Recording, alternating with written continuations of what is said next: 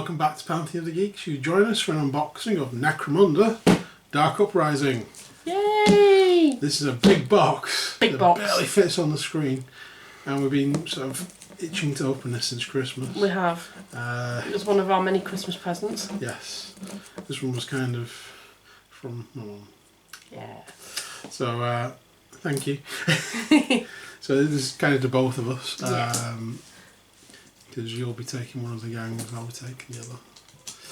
I think the snips are over there. Yes. I'm going to pass them over to you. Yeah. Yeah, it's a big box. It's a heavy box. Yeah. It was an expensive box. It was. It was, yeah. But we've been eyeing it up for a while now, haven't we? I mean... I think it's worth what you get in it.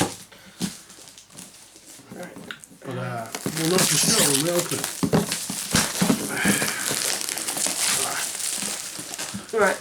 And lift.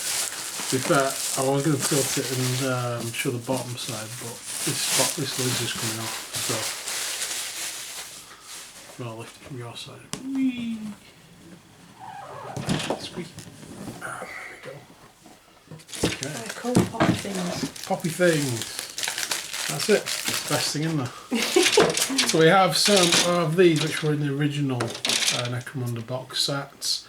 You like bulkheads, there's a Necromunda coin on there, and the tentacle of Necromunda.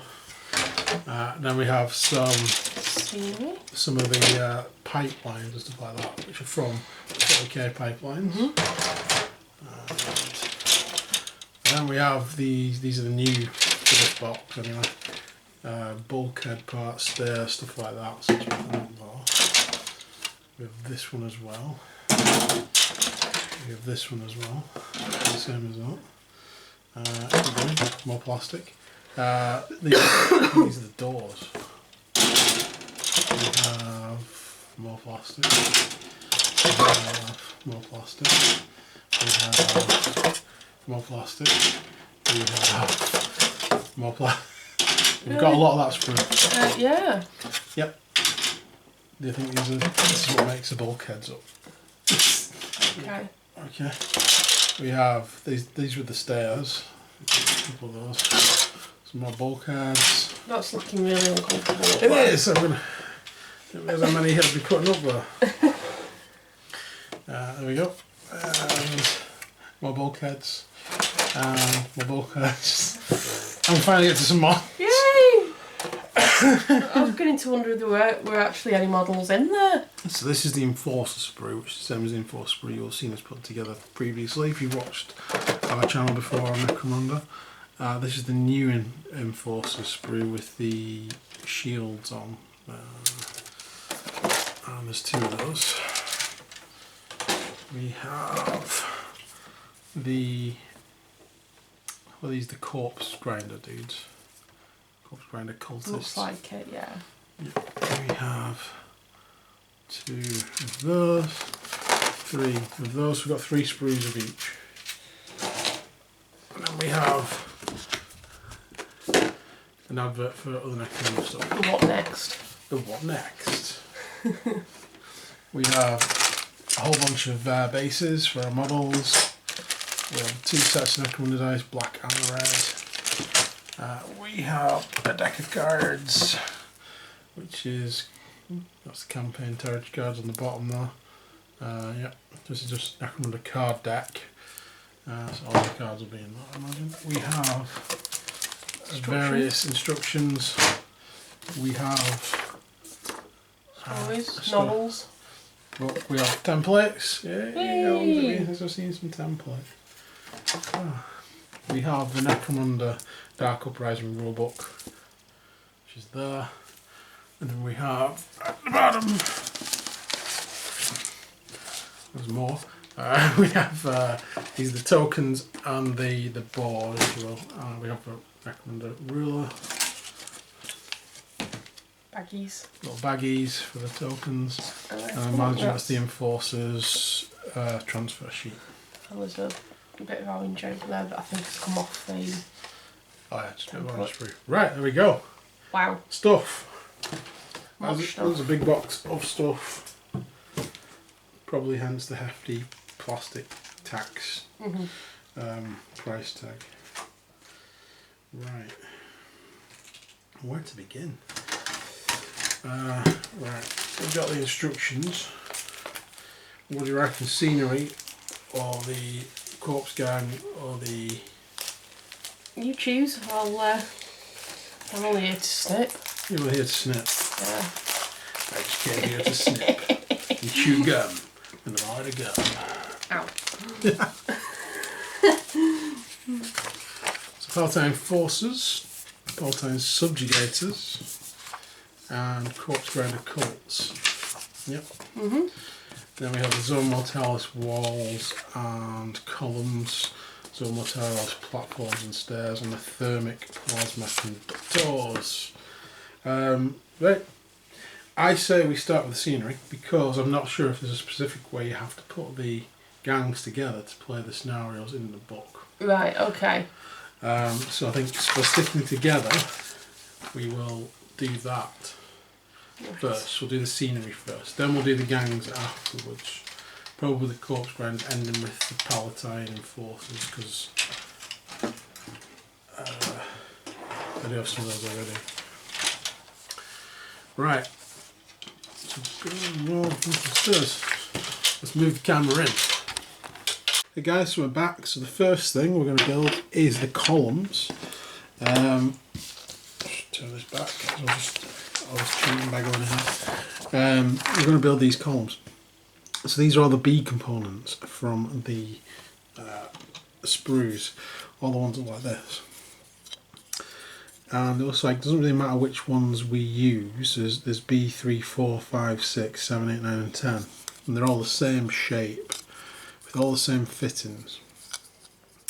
Now one thing I was looking at are these two little holes there. These are quite odd. Kind of like the inside of a Lego piece. And I was checking some magnets and one of my magnets actually fit in there. And I'm wondering why would that be that size? And when I look down at the bottom, we have these white parts on here, which is like suggested to sort of like stick on for some fanciness to basically, you know, make it look cool. But on the back of some of these, the pipe ones, there are these circular holes as well. These are exactly the same size. So you could put a magnet in there and a magnet in there. So what I'm going to do, I'm not going to stick these on. Because I have like 3 magnets left that are that size. And all the others are different sizes. So what I might try and do is source some magnets and magnetise these bits on. Then they can be removed. But I wonder if that's what they're actually for in the first place. But they do fit in. And then you've obviously got that on that side. Or higher up if you put it on the higher one. I'm not sure if that's the case. But I will investigate that in the future. As I said, for now I don't have enough magnets to really try it with everything. Plus when you've got magnets, I don't know, because I'd have to put 2 magnets in each column there, times 4, times 12. It's a lot of magnets. It's a lot of magnets, and then obviously the corresponding magnets within those, and the wall sections as well. And I'm also sort of wondering, are they there so you can magnetise the wall sections on, if you put magnets in the wall sections, to keep it together. So one of the things about this set is you'll notice as we go along, not everything's going to get stuck together. These are basically going to be hollow tubes. So I can easily come along later and just shove some magnets in. So stay tuned for that in a later video, as soon as I've sourced some magnets.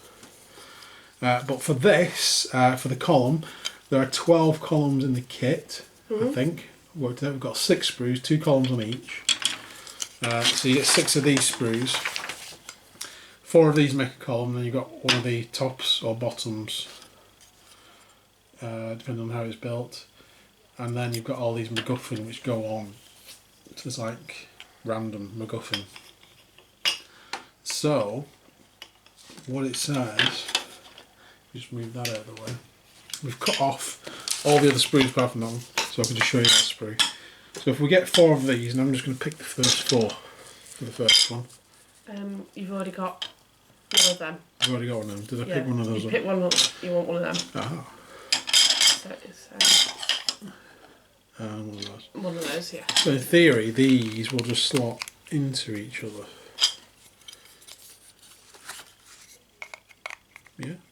and the other underneath. Okay, so if we get one of these end pieces, now these we don't glue on, we don't leave these on at all. But what we do need to do is use this as a guide to make sure it fits. So, get some glue, and hopefully this isn't dried up. And we glue these together. Okay, it's not dried up. For once. Need some more of that soon as well. Note to self. So if we put that in there.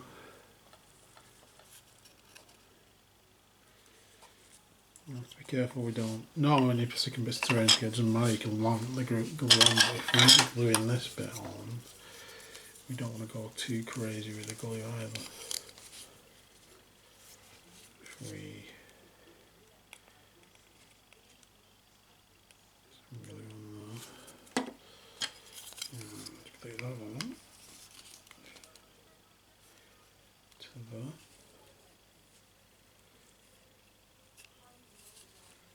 I'm sort of hoping that these will fit together. Once they're glued on there, what we can do is we just glue it. I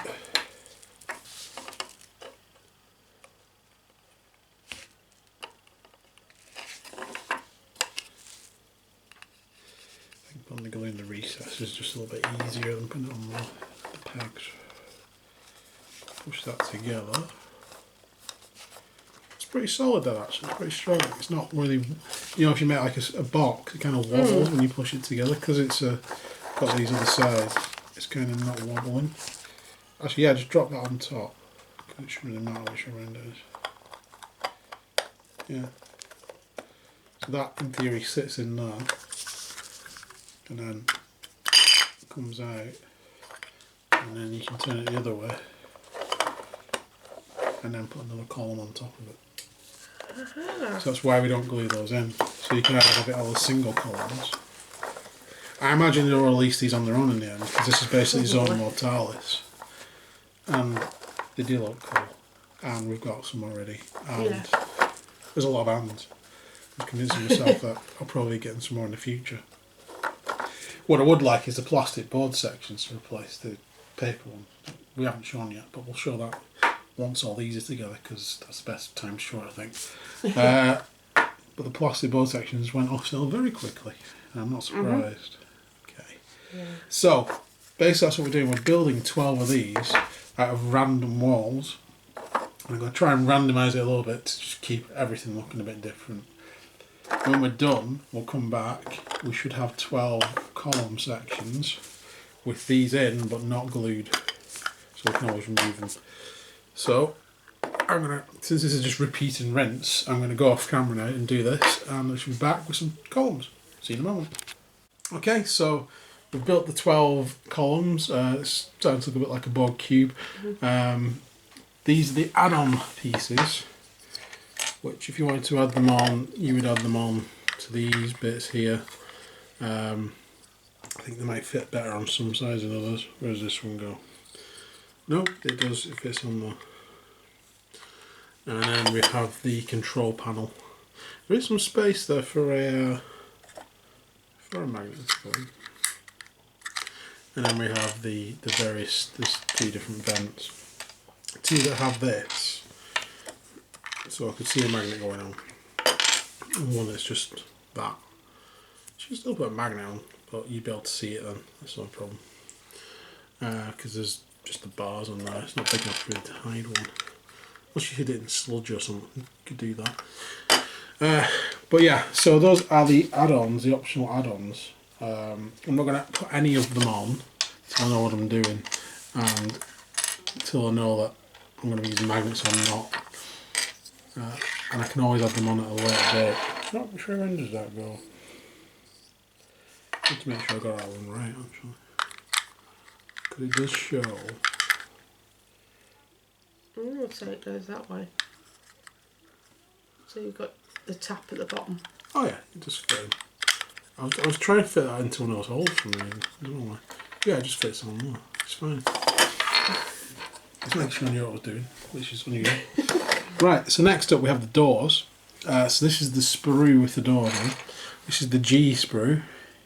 I'm not saying anything else. Just looks at me like that. So we have 2 small doors and 2 larger doors on this. These are all the door sides. They're all the same. So we'll get everything cut off this. We also have these little control panels. There's 4 of them, 1 for each door. We think there'd be 8 though. Because you need to have a panel on the other side as well, in theory. Unless you're opening it from another point, I suppose. Yeah, if you want to seal yourself in. I'm just jabbering on there. Right, so let's get these cut off and then we can get them stuck together. Okay guys, so we're back. So we have our G9, 10, 11 and 12 here. Each one of these, one of the side pieces, you can tell which ones these are because they have a little cutout there. This cutout is for this panel to go in. So there's 4 panels on 4 sides. The opposing side doesn't have the cutout, and that is 13, 14, 15 and 16, which are there. This does have a tiny little panel actually in the door, so that solves, you can get back out again. That solves the problem of being able to get in and out. Then we have 2 long sections, we have 2 short sections. These are the bottom parts of the door. And then we have 2 small doors and we have 2 large doors. So, let's put the camera down a little bit. This is pretty straightforward. You find yourself one of these sides, you find yourself one of the bottoms. It has this shape there, if you can see it, that will fit into that groove. That. And then you find the corresponding other side. Well, they don't correspond, you can have whichever one you want really. And you glue those on like that. That's it. You need to put the control panel onto this side, which fits on there. The door does not get glued on. The door is separate so that you can remove it. So just pick that small door up. Just drop that in. Yeah, that should fit on there, and then you can pull the door up and say that it's open. Okay, so I'm going to go ahead and stick these together. It should be pretty straightforward. He says. So let's do the small one first. I thought these would be a bit more flush, but I suppose it depends on how it marries up to the walls and the columns. Yeah, there's that one. Just turn it this way around.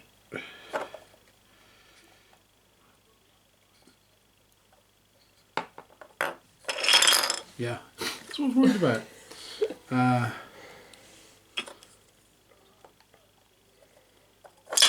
Yeah, this is going to be fun. I'm probably going to do this off camera. Did I do that right the first time? I didn't. No, there we go. Try it this way. I'm surprised it's not flat because that would have made it a lot easier. So I just put this door in place. Don't want to glue that in place, but it will hold it in place while it sets.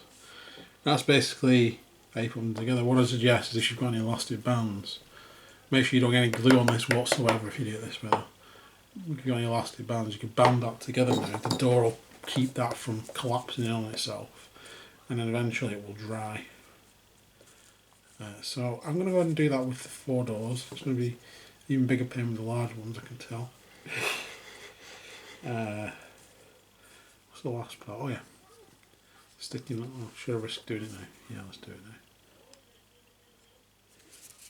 Stick on one of the control panels. Here we go. Done. They look cool actually, I do like them. They do. Right. They're quite funky. So, that'll stay under its own weight now. Right, so I'm going to go ahead and put the others together, and then we shall return. When we return, we can make a start on the walls.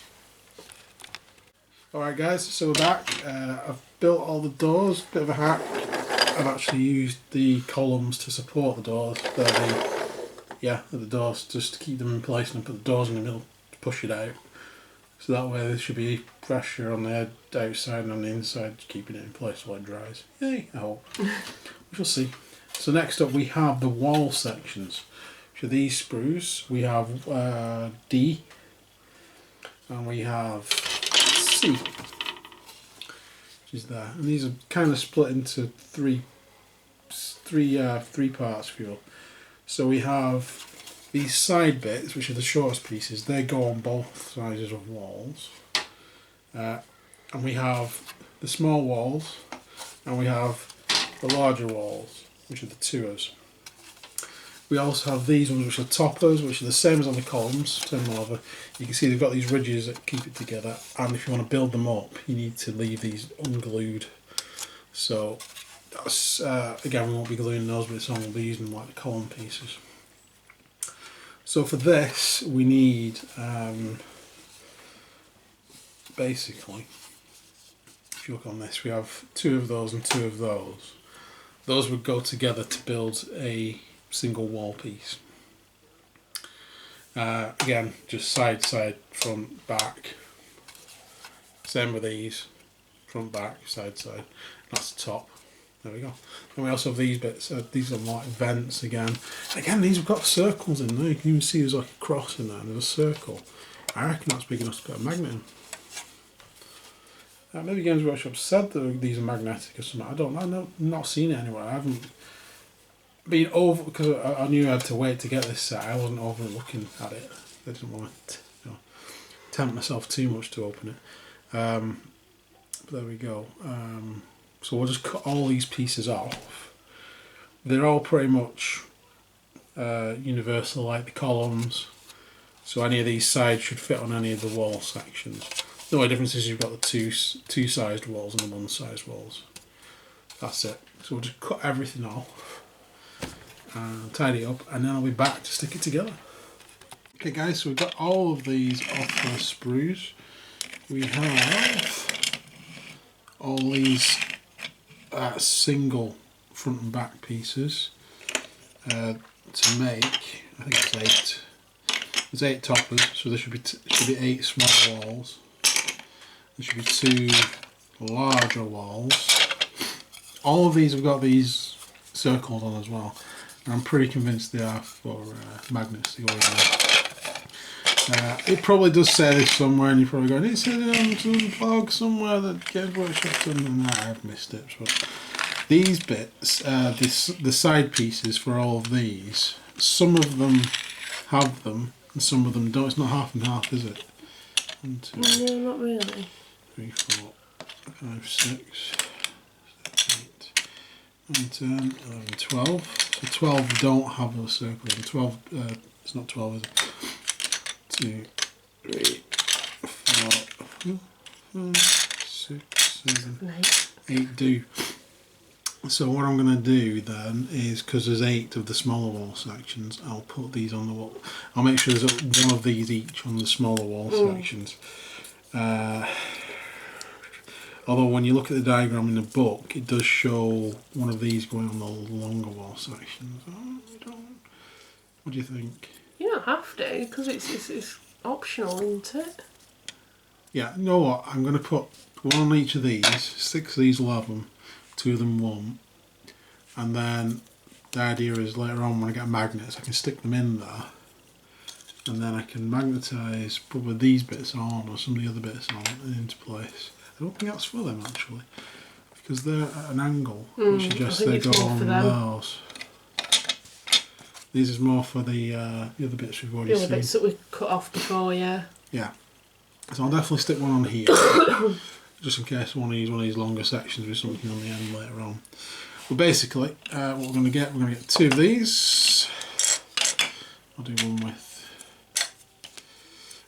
2 of those. So much like we stuck the columns together, This follows a very similar process. Where's the bottom? There it is. Okay, so we have these grooves here rather than the pegs that we have another one, and those fit into there like that to make an L shape. We then make a corresponding L shape with the other side. So let me do one on camera. And then you guys, sorry I'm sniffling as well guys, sorry I've got a bit of a cold. we've been passing a cold between each other. Mm-hmm. So that goes on there like that. And this bit goes on there. That's really on that bit. So this will have that big one on there. And again, like the previous one, we can get one of these ready to fit into the top to hold it in place, like sets. So we go ahead and put that on there. And we go ahead and put it on this side as well. That should be enough to hold it. Put it into a box, which is basically building. Come on, you know you want to. There we go. And then, because it's a box, you can see it actually wobbles, unlike the columns. Those corners on the columns actually gave it stability without need to put this in, but for these, we'll slam one of those in and that will give it stability while it sets. And again, if you've got elastic band, just bang it around there, that'll hold that in place while it sets. You can get those little sort of like postal ones, don't you? Yeah. You can put them around. I'm just going to hold these because I don't have any of those. I don't know where they went. But there we go. So again, this, once it's dry, you'll be able to pop that out, turn it over with this side up, and then you'll be able to put one of these on there and build it up like the others. For now, let's get these together and we'll be back when we've done all these. Okay guys, so as you can see there, we have the wall built up by reversing one of those. That was on there, no problem whatsoever. And then we have 8 of these smaller ones. I suppose if you wanted to glue these on, you can glue these onto here. They go on any of these sort of style ones, or the tours as well, and it just glues into the position there. If you want to glue it, there's like little beads on there that show you where it lines up with the wall. But what I want to do is put a magnet in there, and put a magnet in there, and then attach it via magnets, and I can just easily remove it without having to worry too much about it. And there's 4 of those, and each one does have the same adaptation. So that's the walls. So while they've finished setting, we'll take a look at the next part, which is the stairs. Now, I've already cut some of these parts off in order to figure out how this goes together. So there's 2 constructions in the book, and there's actually 4 sprues. We've got two sets of the sprues to make literally double this, and double what's on the next page.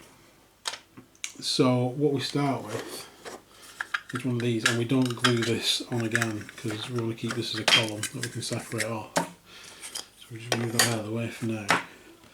And our construction starts with one of these, like so. That's got all these grids on, and that's part E1 or E2. And then we have this bit. So we have part E4, 3 or 5, they're optional. This attaches on to there, and by some miracle of anti-gravity that I'm not sure of, that actually stays in place. I think you're meant to glue it on, but I'm not sure, because that stays on pretty well, but the next bit doesn't. So the next part is one of these parts. This is E6, but you can also use E7 or F2, and it's basically a square with 2 little flaps on there. This will then attach, as it shows in the book, like that. But you could easily build this the other way, and that's good about this set, is it's pre-universal. You can build it in various ways, but that's not going to stay on there. But we'll see what else happens next. So you've got that bit, And then we have F8, which is this little arch section. And we have F7, which is this got 3 points on it as opposed to 2 on this. This then goes on there, and then we have F5, which is a set of stairs, which might, if it was persuaded, stay on there. You see what I'm saying? You could magnetise pretty much all of this set with smaller magnets. Otherwise, it's going to collapse. So it's glue it or magnetise it. I'm going to go with the option of gluing, but what I'm not going to glue on is this bit because it likes to sit on quite well there. That's fairly sturdy. And it will give me some options of moving that around, maybe, I hope. But if I build more than one of these, maybe I can have 2 coming off or something like that. So what we're going to do is we are going to glue this bit onto this bit. As shown in the book, I'm going to build one exactly as it's shown. And dredge to glue the bits that you're meant to glue. So that will glue onto that.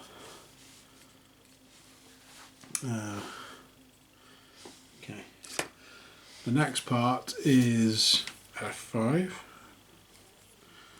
I've got these two mixed up now, I think. Is there any difference? These staircases are pretty similar. One of them's F5 and one of them's F4. They are very similar. Let's see if I can figure out which one it is from drawing.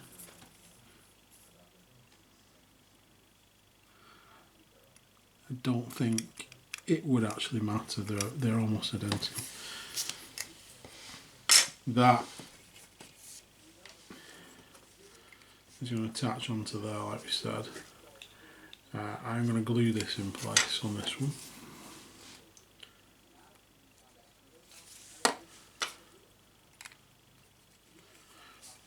For strength and security.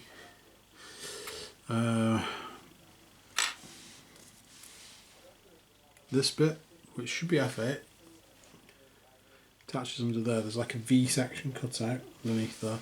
And there's a V section on top of that. That attaches on actually into that.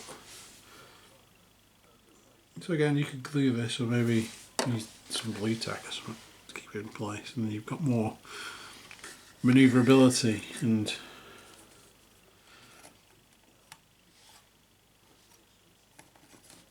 versatility, I think was the word I was looking for there, not manoeuvrability. We have F7, which is this part. Now that's going to sit between these two pieces.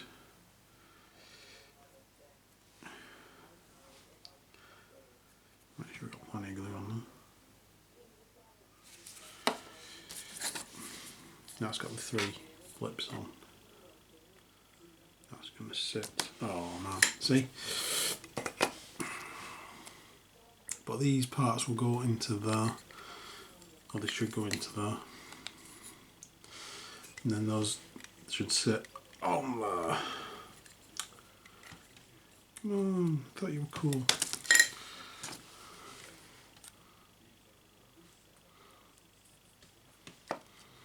Yeah, let's try it this way. Brilliant. Like so. And then we would move on to the next stage, which is F5 and F9. Okay, so F9 attaches onto F5. There's actually, if you see there, there's 2 bits there and there, which fit onto that.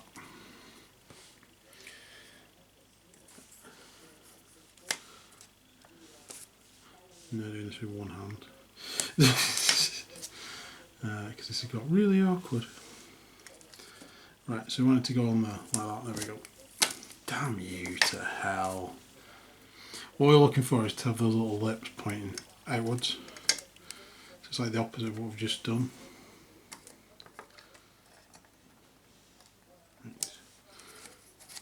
like so. So you could build that as a staircase that size. That quite happy to sit under its own weight. This, not so much. So that would sit on there. Again, we've got the same problem because that's the same bit that's falling down. So I didn't attach this bit at the beginning. So let's push that under there. Then that's got some support. See, maybe that's the advantage of sticking that on.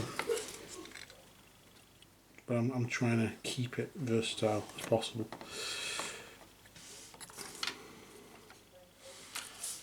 Okay.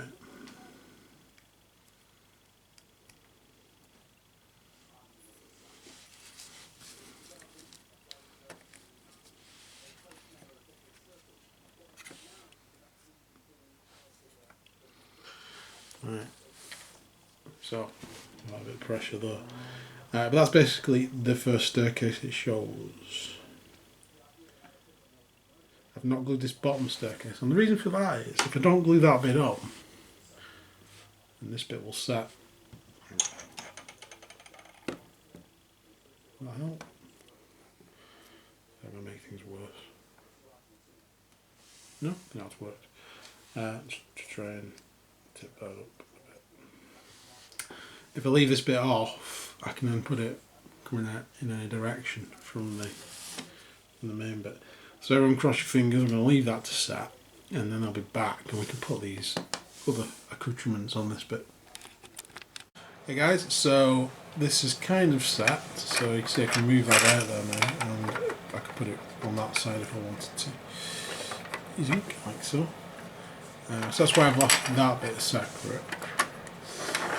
Next we have the balusters. I haven't glued these on, I've just pushed these into place, and they're pretty solid, so you know what, I ain't going to glue them on. It gives me some bit more versatility, but we get 6 of those in the set. They're all optional, and in the actual picture it doesn't show you using them all, but I thought why not, just put them all on. Just put that back around. So next up we have part 16, which are these handrails. These will not stay on without some sort of support, and they look pretty cool, so they're going on.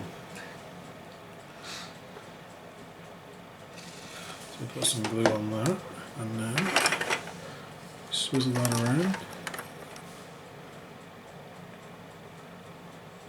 I think that's in place. Claire's got a better view. Is that look correct? Yeah, that looks fine. Yeah. Cool. I'm also going to put them on the lower one. Yeah, they're only on one side, but Don't matter. don't matter. Sometimes handrails are only on one side. Yeah, that looks good. We do have this bit with no rails. I suppose what you could do if you want to keep this as a glued bit, you could always cut these flaps off and just shove those on there, and then you'd have a gantry that walked all the way up. But it doesn't suggest that you cut them off in the book and then you wouldn't be able to move them around. So it depends on whether you want a static piece of scenery or a bit more mobile, as I used before. I think versatile was the right word. Mm-hmm. So the next part of this is the lift. Now this lift is these parts here. So we have that bit, and that bit, that bit, that bit, and that bit. So this is F13, 14, 10, 11 and 12. And the lift itself has one of these on as well. And this is exactly how the other bit's attached. You literally, it's designed to be pushed on or taken off as you will. It's pretty secure, see? It's held on place. Once there's paint on that as well, that'll even be a more secure bond. So again, I'm not going to glue that bit on. This bit is the actual lift.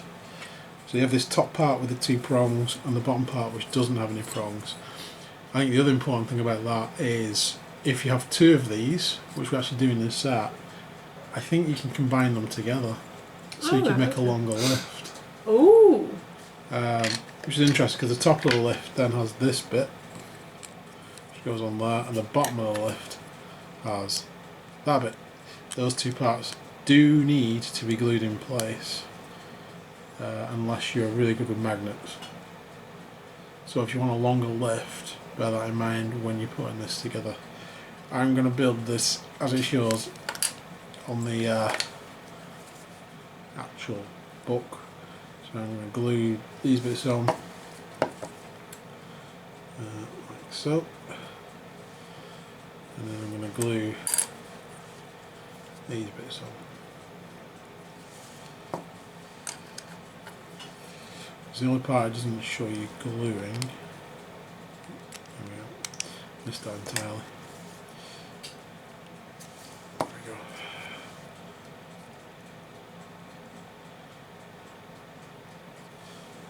Right. So we've got it like that. Yep. So that then sits up against the edge of one of these columns, so it's like one high. And then you have your lift, and you don't glue this in place, you literally just push it into place, like so. And obviously you can operate the lift during the game. So we'll keep that at one height. So when I've done this set, I'll have two lifts that are one high. But if I got another set, for instance, I could build it up and have a much taller lift. Or if you magnetised it, you'd have the option of changing that if you wanted to. Right, so that's how you build staircase 1. And there's parts for 2 of those, isn't there? There is actually, yeah. So that's the sprue that we've not cut off. Yeah. So that's what the sprue looks like before you cut anything off. That's what the other sprue looks like before you've cut anything off.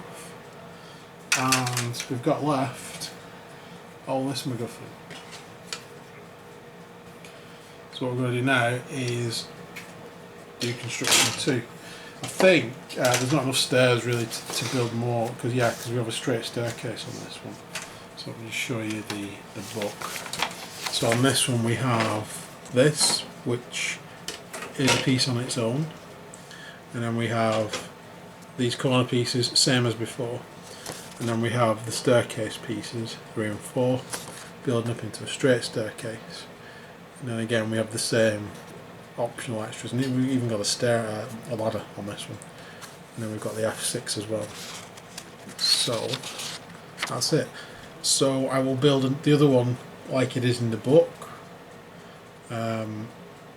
It's the same parts as we've already shown you on this, so I'm going to try and put it together with as least amount of glue as possible, but to make it sturdy and usable. So I'll be back with the finished product in a moment.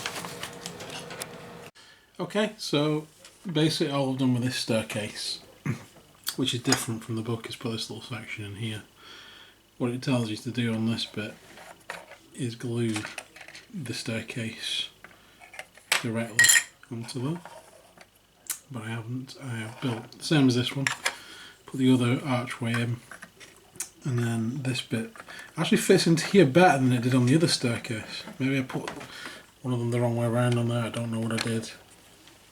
But there we go. So the instructions also tell you not to glue the staircases onto these. With this, I think maybe you saw in the video, it just kept falling off every time I tried it, so that's why I glued this one. This one's a lot more secure for reasons. So this one's not actually glued onto there either. So the only things that are glued on is these onto there, the arches onto the steps, the arches onto those steps and onto that. This bit's glued directly onto there. Let me take this off. There we go. Oh no, that'll stand up. This bit's glued directly onto there because there doesn't seem to be any way other than that to keep those bits on. And again, we have all these parts we could stick on. I'm not going to glue these on again because it gives me some options. What I've used on this bit is the part F2, if you can see that on there. This is a cool bit because it's got like a hatch which leads to nowhere, so you just fall to your death obviously, but it does have a very cool Necromunda symbol on it, which was the reason I chose it. So there we go. So that is the second stairwell with as few gluey parts as possible. And again, on that first stairwell, if you are putting that together, it does say not to glue this bit to that, but I have, and it's fine because it's made it a bit stronger, I think. But there we go. So that is the stairs so far. All these parts are all painted up. The other part I also haven't mentioned is the ladder. You get 2 of these little ladders in it. They literally, if you glue them on, the right height for that. So you can glue onto there or onto there. I'm not going to put those on. They'll just get knocked off really easily anyway. Again, that would be something if you could put some magnets in there, some magnets on the edges you want it to go on. You could throw the magnet on, and if it got knocked off, you don't have to spend hours re-gluing things. Right, so that's the stairs. So that will leave us with Claire choking herself today. Yep. That'll leave us with. You're right. Have a drink. Yep. I swallowed down the wrong throat, didn't I? With the pipe system. And these barricades. Okay, so we have these pipes. I've already got a bunch of these pipes from 40k. I will cut these off and make them probably a bit dirtier than the 40k ones. See how that goes. But we'll do that for today. These we already did when we unboxed Necromunda. I've already got a bunch of these painted up. I will not be putting these together because I might use these in the future for something. I'll just leave them on the sprue. They go back in the box. That's one sprue we don't have to put together. Yeah, no.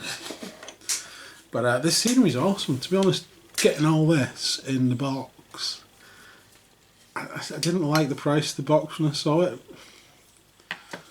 but it sort of makes sense. Right, so I stick some of these pipes together. We're back in a second.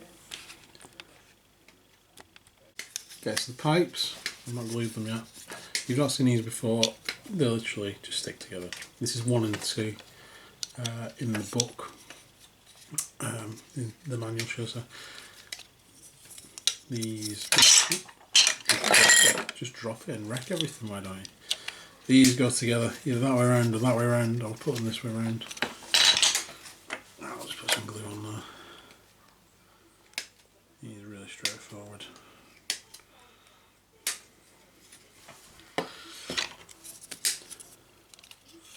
And there you have a pipe. Job done. Now they're also should be on the screw. Not showing the instructions. I like little sorry, yeah, those. Claire's gonna cut them off. In the meantime, I'll put 3 and 4 together. Should these two?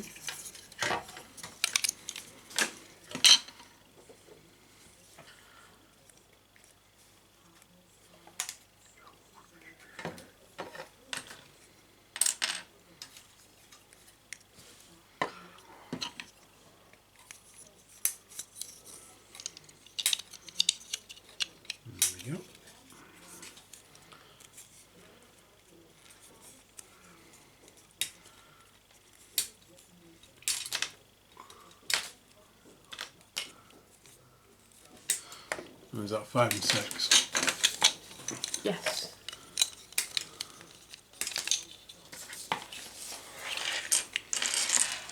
Like that.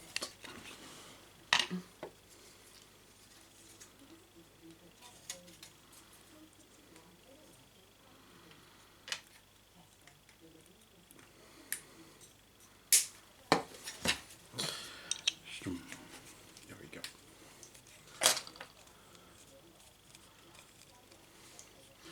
So these are what the pipes look like, and you can have them standing on the end like that if you want. But these attachments, what I was showing earlier, the ones with the magnets on, they are meant to be so you can also attach these pipes onto there, and then they sort of go into the walls and stuff. They look pretty cool. These that come on the pipe sprue, I've not seen them before. These are like the stands for the pipes. Now I've done my 40k pipes. I've stuck these bad boys together. You don't need to. You can basically just leave them off and then line them up and have them freestanding. It's a bit faffier if you try and keep hold of all these little bits as well, so you can glue them on. But in this, it doesn't show them glued on, so I'll leave them off, and that way I've got a little bit of play with the variations that we put together. So there we go. So I'm going to go ahead and stick the rest of these pipes together. And then that is it for the scenery set. What might be cool is see it all set up. Or we could do that at the end after we've put the gangs together, which might also be cool. I think we'll do that. So I'll finish putting the pipes together. And that's it then, isn't it? Yeah. We can make starts on the gangs. So we'll be back and we'll decide while we're away whether we're going to do the forces or the bone guys first. I think Claire wants to put the bone grinders together. Are they corpse grinders, bone grinders? Corpse grinders. Corpse grinders. Oh, corpse grinders of corn. Right, we shall be back in a moment. Okay guys, so let's make a start on the corpse grinder cult. Is it primal cuts? Is that what they're called? Not prime cuts. Primal cuts. Primal cuts. Yeah. Okay, so you're going to build these exactly as they are in the book? I think so, yeah. Yeah, there's no problem with that. We shall do that. So we need parts 35, sorry, 36, 37 and 38, 40 and 39. And this will make the Hand of Crimson. Sounds terrifying, not? I am the Hand of Crimson. Yeah. You look pretty fun. He does look. He looks funky, but his name's a bit of a letdown. You'd look at him, you'd get scared, and he'd be like, "I am the Hand of Crimson." You're like, oh, okay. You'd be like, right. I'm meant to be scared now. Right, so we'll get these parts off and then come back. Okay, so we have part 35 and part 36. Those two just fit together like that. Let's get that right together.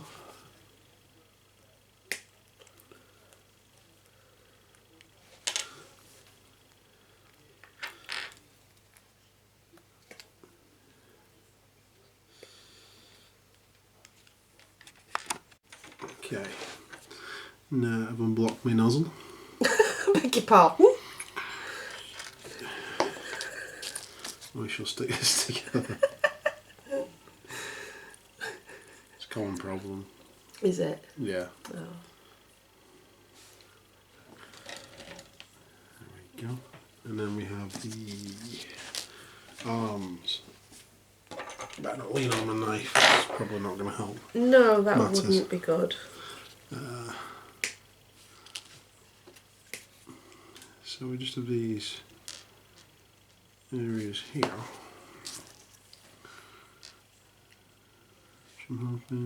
Yeah, it just fits on. Interesting. Yep, and then it just falls off.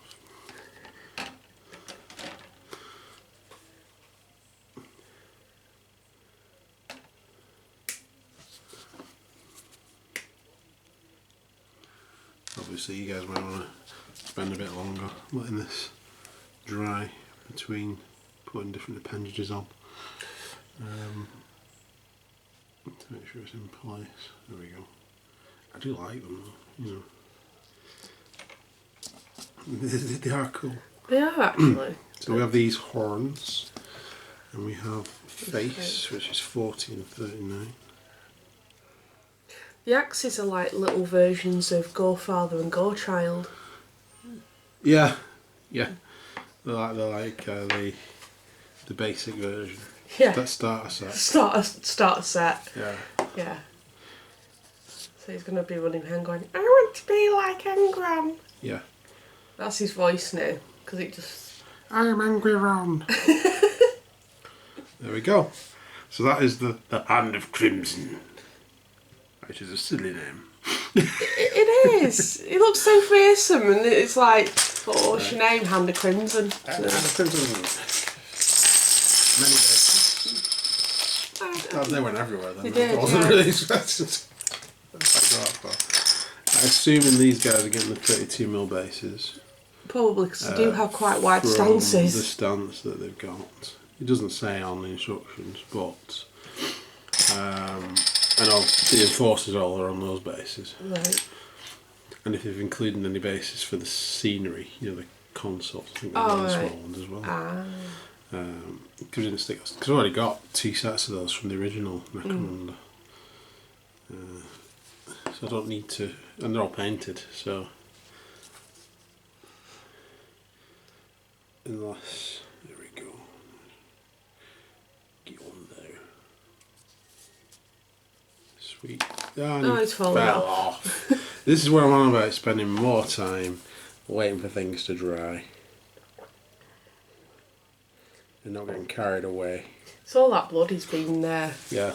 Like, you know, letting out and everything. You can stand there, my friend, while we go on to the next one. So this is 35. Oh, same. Yeah, same 2 parts. All right, because we got. Have we got like 2 versions? We've got about three sprues of the same. Oh, 3 the same. Mm. All right. Cool. It's 42 and we've got 43 there.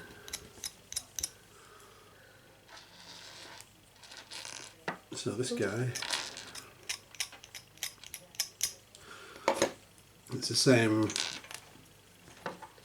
stuff, isn't it? Same body parts. Put that into there. So this is Skorgarag. Grak. Skorgarak. Skorgarak. Yeah. And then we have a little bit of arm.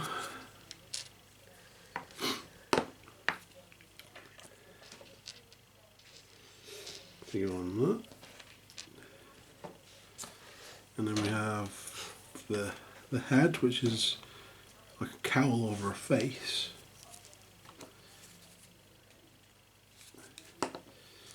I'm sure he's got a mask under there as well. Seems a bit unnecessary to have a mask and a cowl. Maybe he likes it. Probably does. And then Maybe we he's have like this a pretty boy underneath. strange saw on a wire. What does he do? Do you like swing that like a flail? Let's have a look at it. So it's like a saw blade, Yeah. but it's not attached to anything solid. It's just a saw blade attached to like the wires. Cool. Maybe he I does. think the Maybe batteries he there like or whatever. swings it round his So head. it's like a flail buzzsaw. Oh, Nice. crap. I need to read the rules on what some of these weapons are.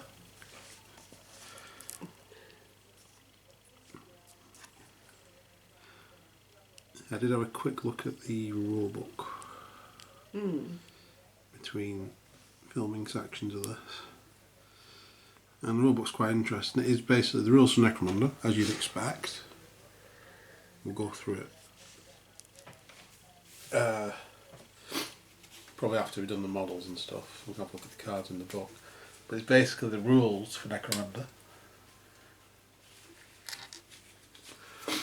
And then a story about Arcos, Hive Arcos, where we're actually, this is taking place. So you can use these rules in any Necromunda game. It's set up that way. It's a different kind of campaign than you might be used to. Let's get it on there.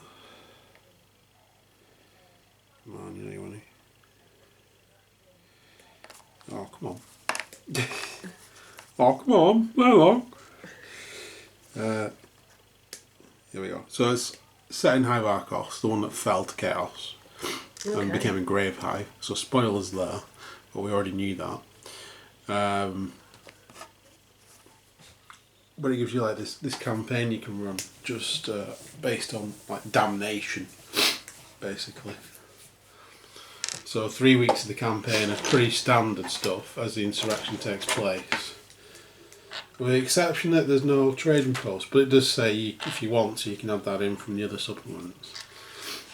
Which does make sense for the first 3 weeks. When you have a bye week where you just basically recruit and lick your wounds, and then you have damnation, which is another 3 weeks of absolute carnage, where money means nothing anymore because the guilds have all left and no one has any food. So everything's reduced to the amount of meat you've got. Right. Or the amount of meat you can collect from your territories, and meat being, in a lot of cases, people. Nice, nice.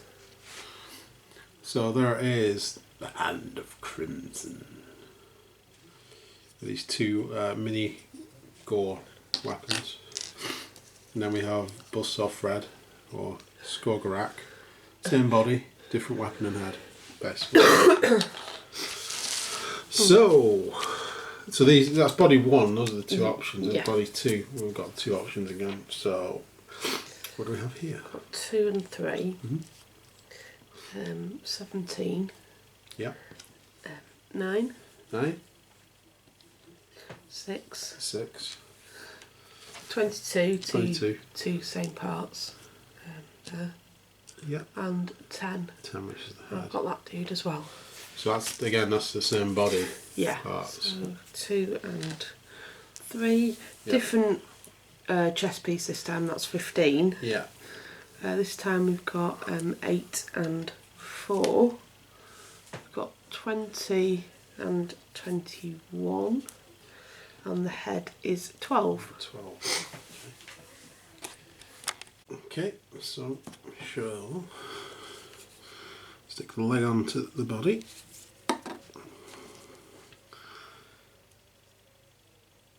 Like so.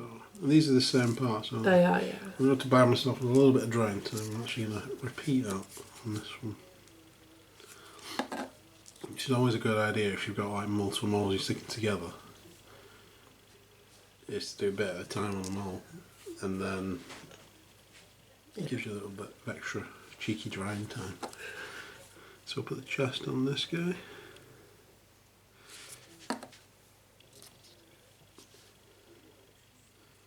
It's the same as if you're batch painting, you know.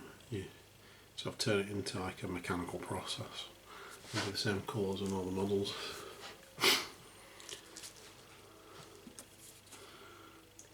You don't have to worry too much about that, doing that on the contrast paints.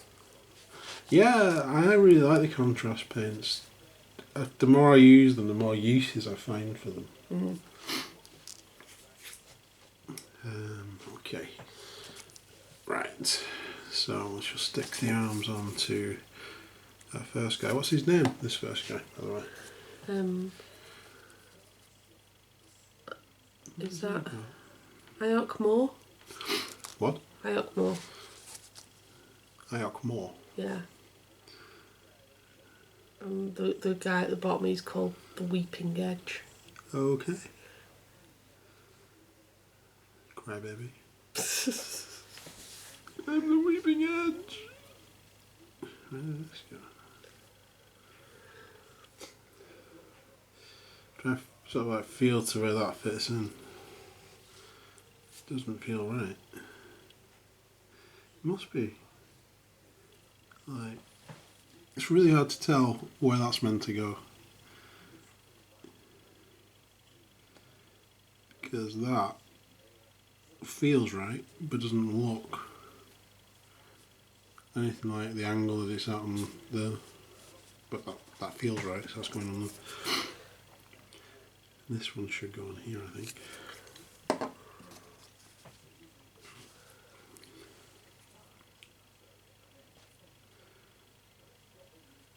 There we go. So let's double check that one.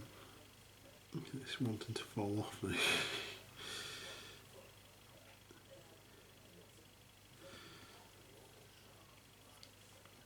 There we go.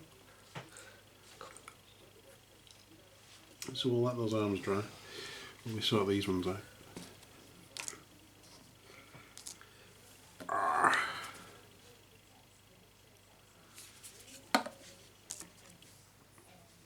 This looks a bit more obvious.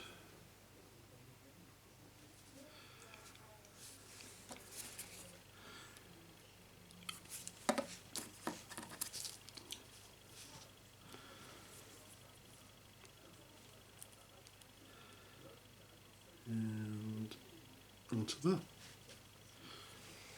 So we end up with that kind of position. So I'm just going to let this dry because there's no like plugs or anything on those. Back in 1 second.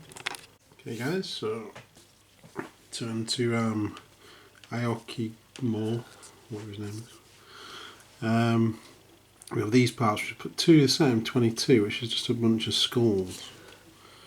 Where's it meant to go? On this back part? I think so, yeah. It looks like it, doesn't it?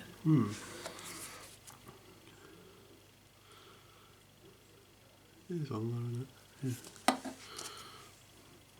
Doesn't really indicate as to exactly which way it goes.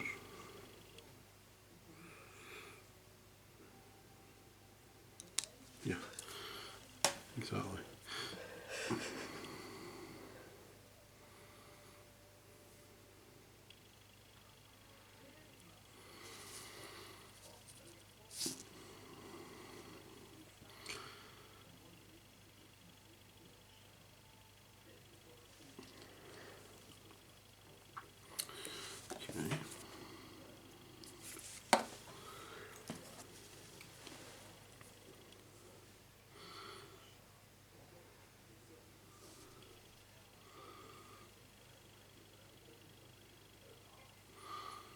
So just go a bit, oh, for God's sake.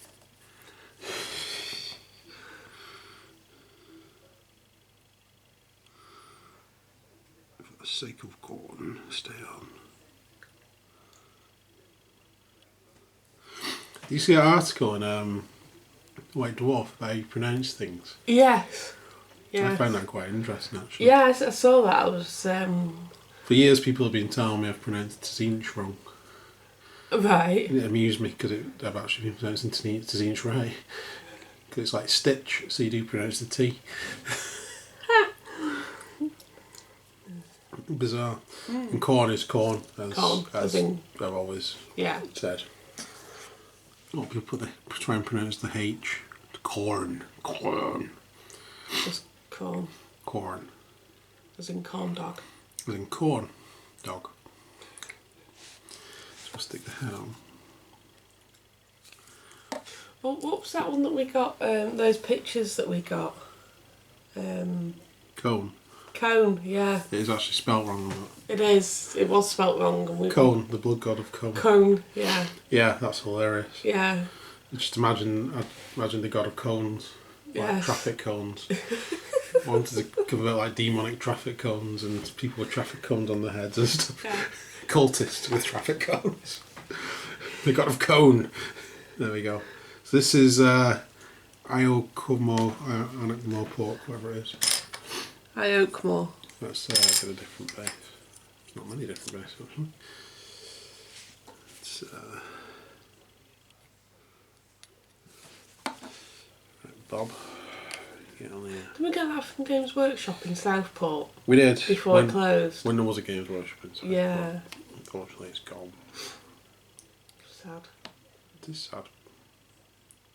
It was handy that because it had a lot of obscure old stuff in there that they kept. Box sets that everyone else had got rid of. Yeah. Right. He's leaning forward a bit. I think he's meant to be. I think he's meant to be quite honest. If you look at him on there, he is. So let's put him right the way. So this guy. The Weeping Edge. The Weeping Edge. Do these go in the same place as those other things? I think they do, but they go lengthways, don't they? They're sort of coming down, aren't they? Yeah. Okay. Is that right? No, they actually... These go on these little circular bits, apparently. Oh, okay. Okay, yeah. So they don't fit onto the same... I thought they'd just go on the same bit as the other bit. Yeah, oops.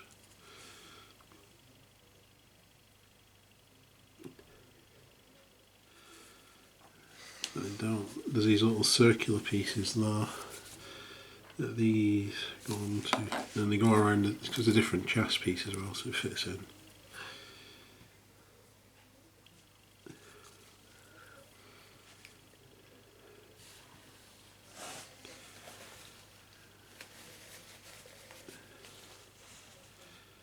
Oh, come on, play along. There we go. And then his head. What's this guy's name? The weeping. The weeping I edge. keep asking that, don't I? Keep forgetting. No wonder he's crying. Yeah, because no one remembers his name. No one remembers my name. What a cool head, though. Yeah. It's tusks. Yeah, Magnus, look at this. All I need is some nipples to match, and I'm done. Nipple tusk. Nipple tusks. Let's get him on there. So we'll let him dry, and we shall move on to the next page. Oops, sorry. That's right, getting excited. Yeah. Got the next page? Skip page. Right, so we're on to body 3. Again, there's 2 versions of body 3 by the looks of it. So we have this guy 14, 1, 13, 18 and 19. So everything goes together and the arms go on, so it's the other way around. Arms are 7 and 6. And then we have, what is this? So you put the bodies together exactly the same. And then... Alright, so what it's saying is there's a painting sub-assembly here. So it suggests that you don't stick the grey over the face. Alright, so you can get into it. So you can get into paint it. It's entirely up to you, you'll be painting these. So, and then we need 8 and 5 for the arms. So right. Get those parts off and come back. Okay, so we have body number 1. And we're going to attach this front plate.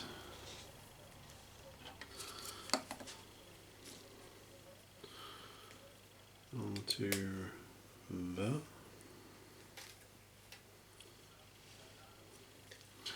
These are actually what they got on. It reminds me a little bit of Gene Stealers. You know, you got these like arched back parts, like they're industrial technology. Yeah. Because obviously the Gene Stealers are wearing like mining gear. They are. They're very, yes. I see what you're saying there. So these are like a standard issue sort of Imperial Corpse collection gear or whatever. Yeah. And then obviously they've adorned it with bones and skulls and yeah. everything else. Kind of like, why wouldn't you, you corpse collectors? But you know what I mean though? It seems like it was originally like a standard suit. Suit for Gene Stealers. Yeah. But these guys are obviously bigger, so and it's a different use. Yes. It's not for mining, it's for something, it's for probably collecting corpses. Yep.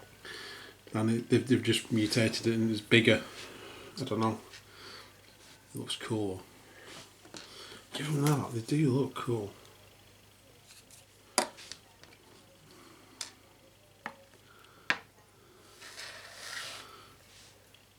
They do look the part. So we have 18 and, is that 19? Yeah. And these attach same way as on that other guy. So we have these little horn sections which attach onto those circular bits on the suit. Should have probably put these on before the head. That would probably have been a bit easier. If the head falls off, I'll just put it back on. Oh, it's gone on alright.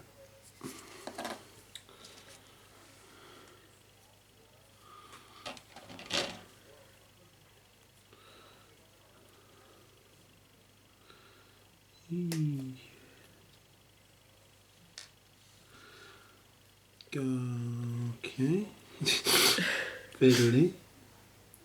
Yeah, I'd definitely advise you putting those on before you put the head on. Just getting in the way a little bit, but it's stayed on. So just let that dry for a second. So this guy, glue the head on. I think. There we go. And what I'm going to do just for now, because Claire doesn't want to leave this off, to paint. I'll just put a little bleed tack on here just to tack it into place. So you guys can see it and so we don't lose the parts and more.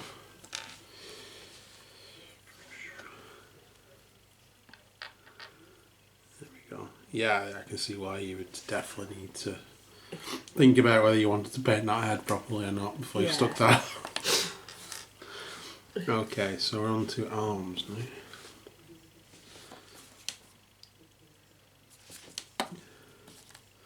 So actually all these guys, I don't know whether they're in the rules they've got like holstered pistols, I can't see any. But literally they're all close combat orientated. Aren't they? Yeah. So far, I mean I can see there's guns on the smaller guys, they're like the rookies or whatever. They are, yeah. They've got like pistols and stuff.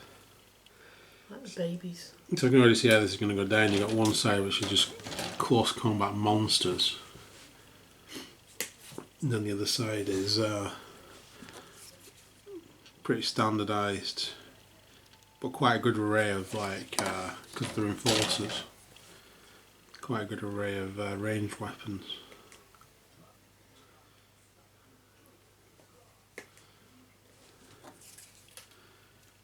Yeah.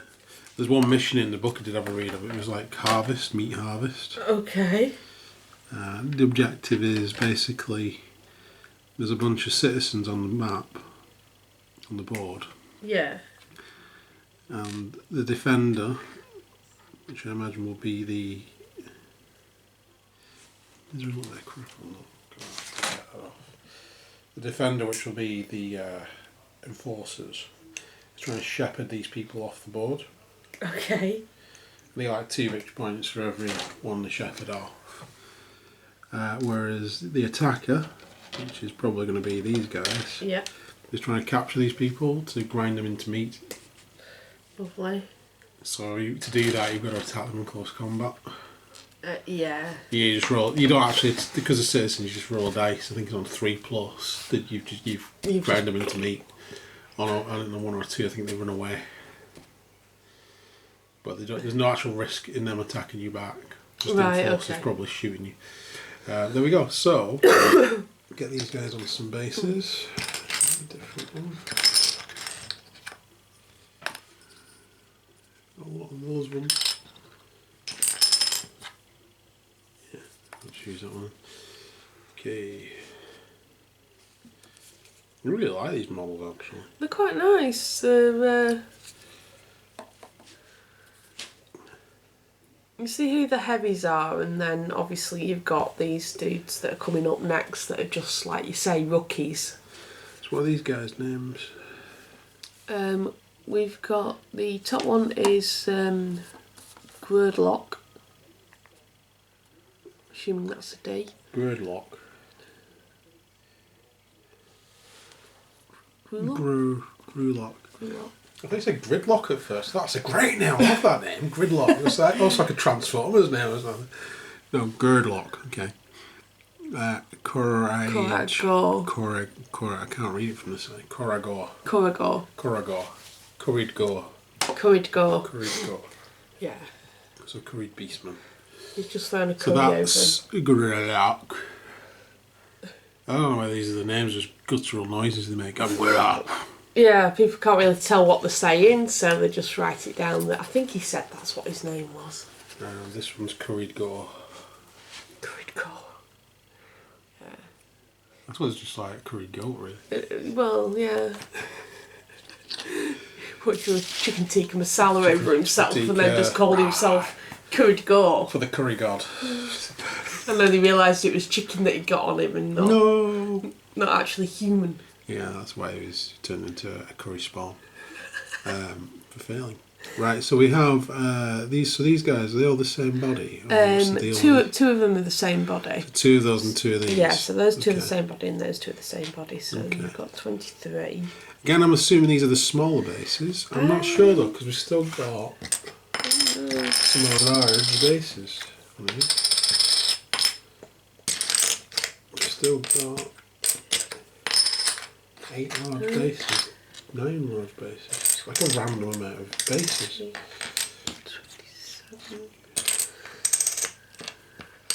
We've got 6 bases for the. What's the subjugators go on larger bases? You might do, you know, because with the shields. The shields, yeah, because you've got shields on some of them, haven't you? Maybe.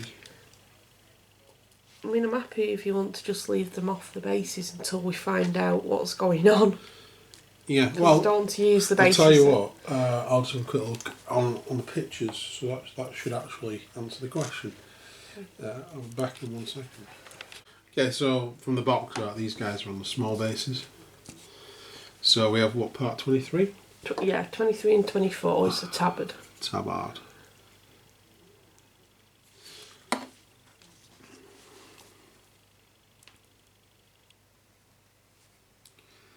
Okay. Are these all got tabards on? These two have, yeah. So this is another 23 and 24. 24, so the same parts. And then this is 25 and 26. Leg.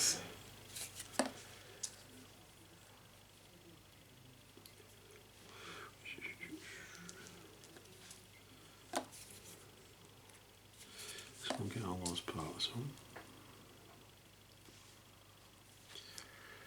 Okay. So this is basically just 2 arms and a head job now. It is, yeah. So what I might actually do for ease is stick them to the base now. And that way it becomes a little bit easier to just add arms and heads on.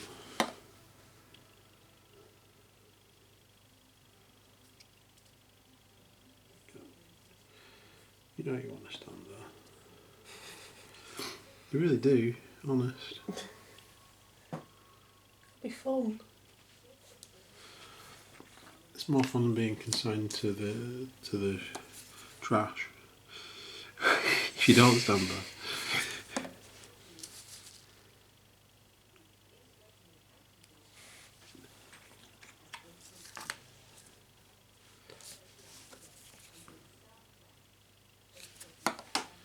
Do-do-do.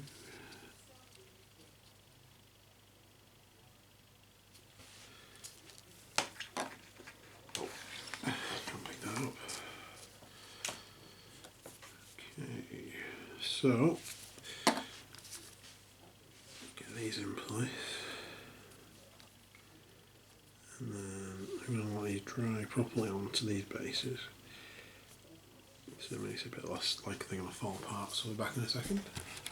Okay, so let's get these arms on here.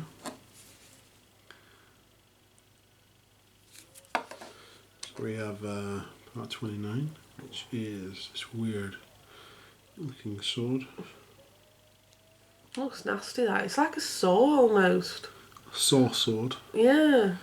Yeah, it does. It looks more like a medical implement than it. It does, doesn't it? And the other one on that. This is his gun arm. Mm-hmm.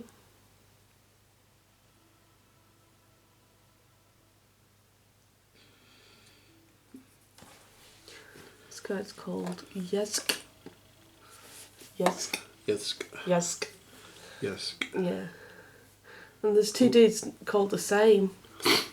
There's 2 dudes called the same. Yeah. I assume that's a Zork. Because it's XORQ.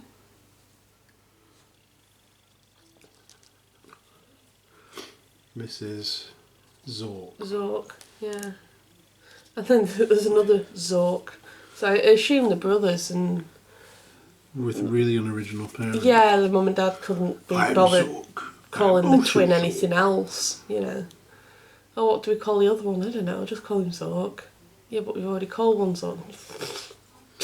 I'm Zork. No one's ever going to notice.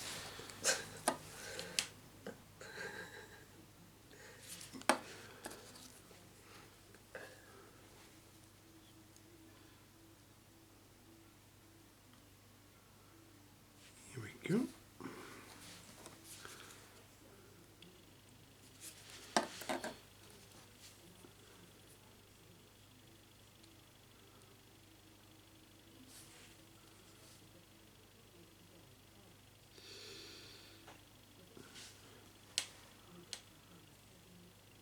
These make great sort of like Mad Max style models with these grills they got on their faces.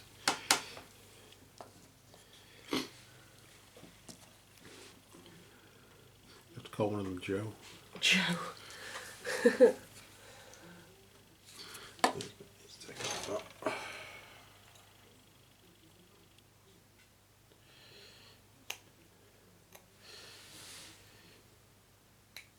Yeah. I'm still really tempted to do some orcs based on that. You should. I should. Mm. Yeah, but I want to do some pirate orc. Oh, you do, don't you? I think orcs might be actually be my favourite race. It's taken me many years to sort of come down to have a favourite race. I just think orcs are comically adaptable in a way, and also vicious. They've got so many looks as well. Orcs. You get so many looks. There's so much you can do with them because they're just not one thing or the other, are they really? They're...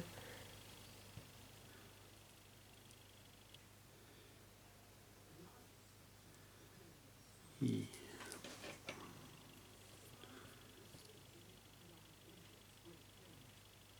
There we go. I did hear one of the expansions for Necromunda will eventually be like the ash plains and stuff. Mm. Where they'll actually have vehicles. It actually hinted in the Orlok background. Okay. Because they protect like the minerals, the sort of iron deposits, mineral deposits, Yeah. ore deposits. And it's just go on about them like on these vehicles and stuff, protecting them against scavengers. Because one of the guys got a harpoon, hasn't he, as well? Yeah. Like Chumbucket. from Mad Max. The game. The video game, if anyone was wondering. It's a game I quite enjoyed playing, actually. I don't think it got very good reviews, but I actually really enjoyed playing the game. It was nothing really to do with the films. It was a standalone film, if you will. It sort of fits mostly in with the last one, Fury Road. But you don't actually go to the same places. Some of the same places are mentioned in it, I think. But that's about it. I think the hardest bit in that was the last race. Oops. If I remember rightly, it took you a few attempts to do that. Yeah, I mean, the hardest thing is finishing the game. Just that, oh no, I've lost my car. Spoilers. Yeah.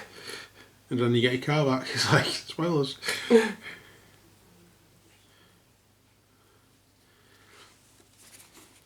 But yeah, it's a good game, that one. It's just the way it does end bizarrely. If you've not played it, I won't spoil the rest. There we go. Cool.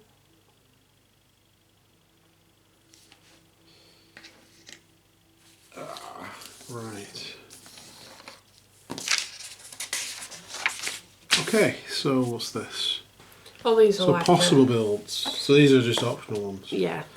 So you've got 10 guys there, which is kind of like the basic size gang, but you've got models left. I've got models on that sprue and I've got bits and pieces left on that. So that sprue's untouched, isn't it? Yeah. I've got bits and pieces on these sprues that I could use. So you got 3 big guys and 2, so it's basically halfway. So you could easily make that up to 15. The only thing I will say about these, there's no real set weapon options. No.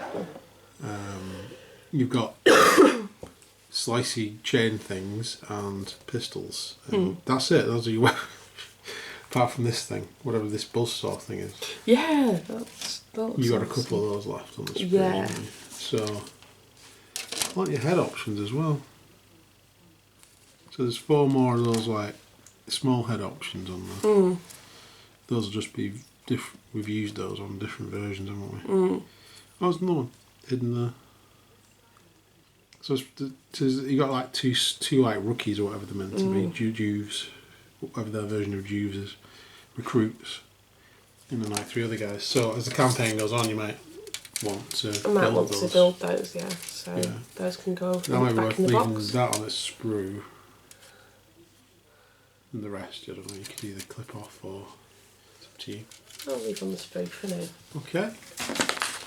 So that's that done. Yeah. Cool. So yeah, that's just telling you the only head that goes with that is the one we've put on. Those ones don't go with that because obviously the horns will push that out of place. That's saying that those side horns that we stuck on the sides are all optional. Yeah, it's showing you the different heads. That's it. Cool. It's essentially that. The cult of Primal Cut is what we've built with these models. And there is 10 models there. You got a favourite? I haven't actually. Yet. Yet. Do you like the first guy's head? That we built? I think he might be the leader. I also like this guy. Yeah, with these horns. This was the weeping dude, wasn't it? Yeah. I'm crying. And I'm curious as to what the heck this weapon does. Boom, boom, boom. Cool. So that's the gore people of corpseness.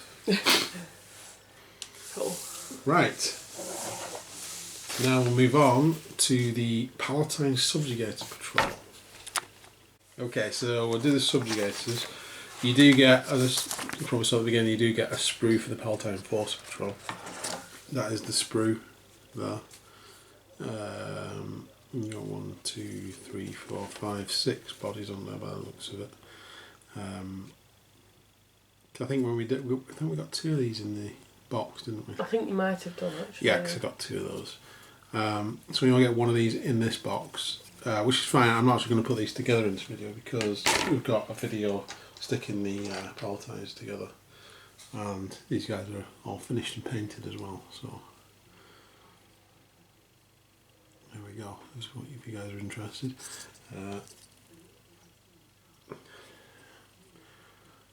So go and seek out our video of sticking the normal Palatine Enforcers together if you want to see that. As I said, these guys are all finished, painted, ready to rock and roll in the game. The only thing they haven't got on is the transfers because I forgot to put them on. And then I'd already put them in like a little display cabinet and I was like, I need to do that. So when I come and finish painting these, I'll probably put them on them all together. Which is a good excuse to do that. So yeah, you do get enough to make 6, did I say? Yeah, I think it looks like 6 in the box. I don't think it's a full set because I'm sure we had 2 sprues. You did have 2 sprues, I'm pretty sure. I'll go and watch that video and find out. I can't remember. Yeah, I think it was 2 sprues to make these guys we've got here. I've got 10 dudes. I think I have some bits left over as well. So I'm going to use them for recruits later in the campaign, which is quite handy to have because then I can always add in more things. But with what I've got on these subjugators, I might not even need to. So the subjugators, I believe these go on larger bases. They appear to anyway. So that'll be why. Did it say there was 3 big guys left on your other sprue? Yeah. Yeah, that makes sense now. Why we've got all these bases. It all makes sense in the strangest way. Right, so we need parts 3, 5 and 4 for this first bit. Also parts 6, 8 and 7. And then a whole load of bits and pieces. These are like the opposite to building these grinders. There's absolutely tons on these. So we'll get all the parts off. Again, we have body 1 and 2 versions of it. Body 2 with 2 versions of it. So what we'll do, we'll just cut all my body 1 parts off to do this page and then we'll be back.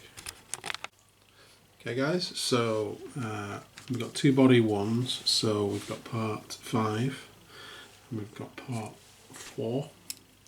Which are the front and back parts of the body, like so. But what we want to do is put part 3 in this. So this is the neck part.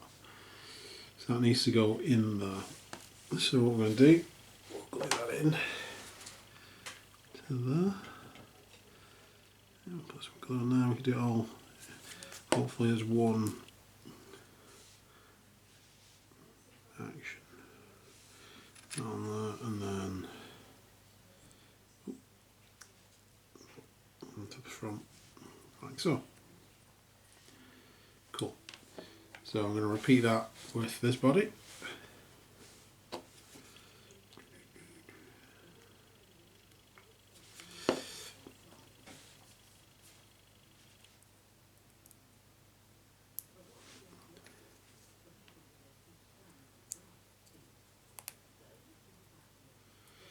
Okay. So these guys, they're bulkier than the other. Because you can tell that why they have to go on the bigger bases. They're already bulkier, the bodies, than the other Palatines. So on this one, we need to put on this rear plate. It's like a back protector. I'm quite sure. Oh yeah, it goes onto there. So it fits onto the back part and sort of like comes down. It's like covering the buttocks. Bum protector. Yeah. It's got a lot of back protector actually. Mm. It's actually quite sensible. Mhm. Because that's like, it probably gives support for all this weight into your lower back. Yeah. That's probably quite a sensible addition to the. It'll probably stop the buzzsaws cutting your spinal column. Yeah, that's also a sensible.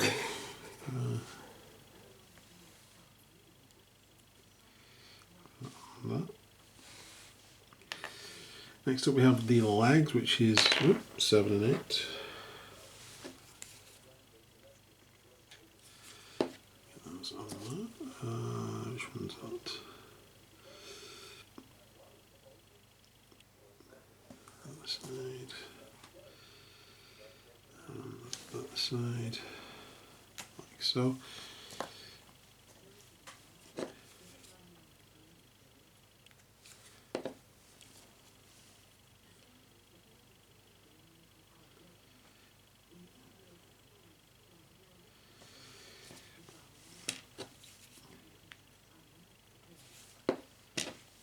What I'll also do is attach these to the bases now, just because I think it's easier to add on all the arms and stuff. Plus it makes sure those legs are lined up.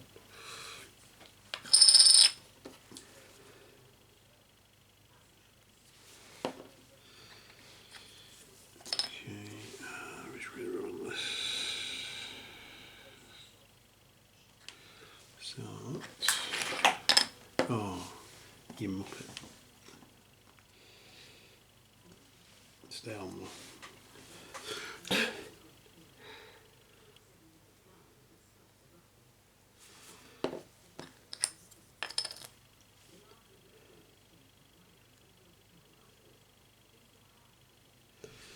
Okay, so I want to let those dry before I continue.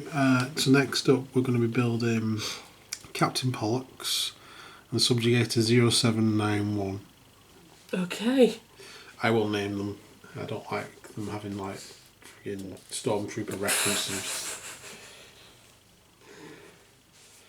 But we have part 14, which is this, it looks like an auto pistol to me. We've got his arm, which is part 16. Another part of the arm, which is part 15, so that's a 3-part arm.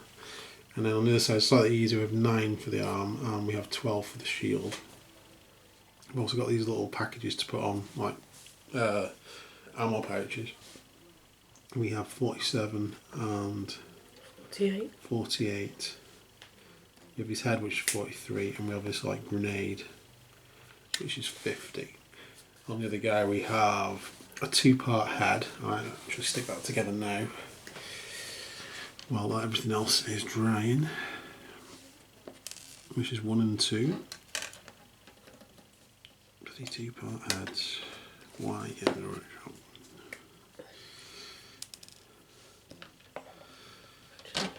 Part 50 there as well. So that's the head, 1 and 2. With part 50, which is another grenade, so that's the same as that. We also have this part 11, which is the gun. It doesn't actually have this part on there. Was this 11A and 11B? Yes, it was, yeah. It doesn't say this in the instructions, but they are 2-part guns because the ammo cartridge, for some reason, on this side is separate. Again, why, I don't know, but I'm sure there's a reason. There we go, so that makes part 11, which is the gun. And then we have part 10 for the arm, so part 50 there. This guy's only got one set of ammo packs, but they seem to go across his chest as opposed to down each side. We have part 8 for the arm, and we have part 12 for the shield. I'm going to actually attach the arms to the shield as well. So there's this blocky part there, and a cutout in the arms. May as well attach those on. Might make the shield a little bit heavier than it needs to be, but I don't know, I think it'll be easier than in the long run. And try and push it onto there and pushing the arm out of place. So I put those on there. Now I want to wait for all this to properly dry, so I'll be back in a moment. Okay, so this one's pretty much dry. So I'm going to start by putting these little pouches in place because they look the most fiddly thing, kind of, on here.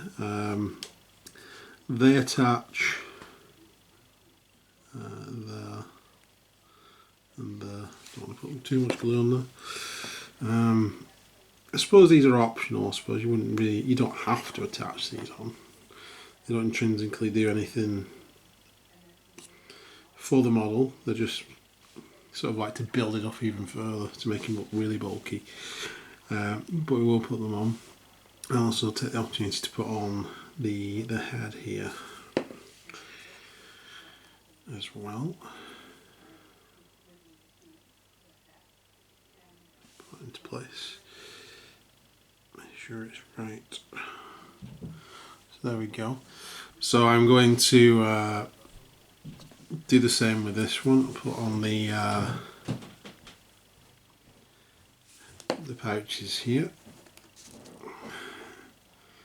And they seem to go in front of him onto there, like so. And I'll put on the helmet as well.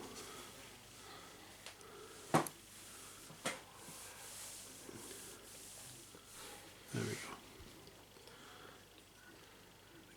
That's gone on there.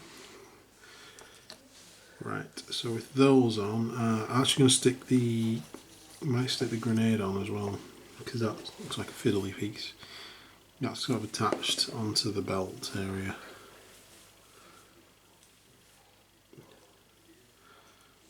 So I'll just put that on that, and then we'll do the same on this guy.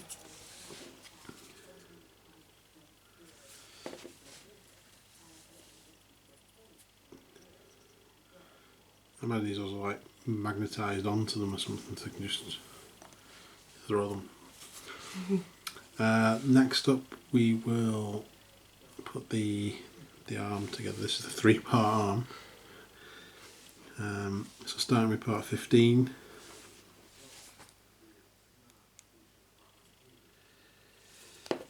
And then part 16 onto that. That's right. And then we have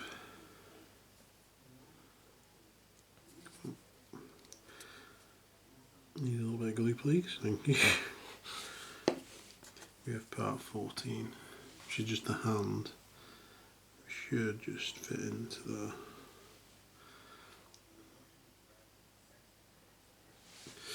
So I'm going to let that dry.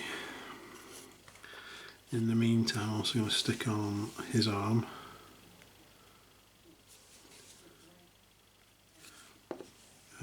Onto the body. This is only a 2-parter, so hopefully this will be a little bit better. Which is that. I'm going to let that set now because that head was still a bit wobbly. I don't want to push anything off. So I'm going to let those set, so we'll be back in a second. Okay guys, so we're going to add on the final parts. So we're going to put the arm onto the captain.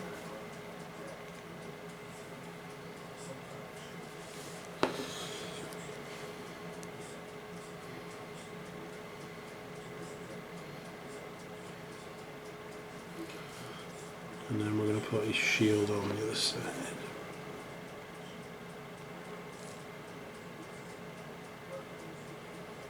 Oh, nearly lost the thing there.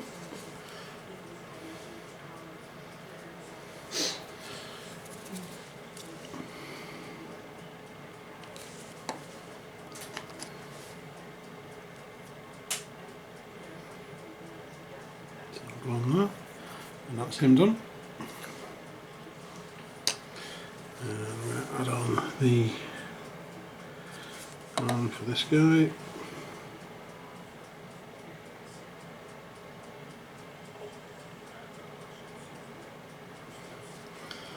And the shields.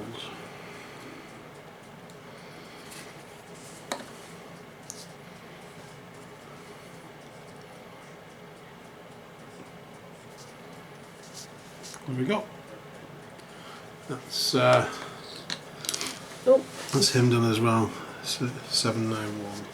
Is his arm falling off? His arm's just falling off. Right. Yeah, that's fine. There we go. He decided he didn't want that arm. Tough he's having it. Okay, so the next guy, we have 18 and 20. That's two of those, isn't it? We've got 19.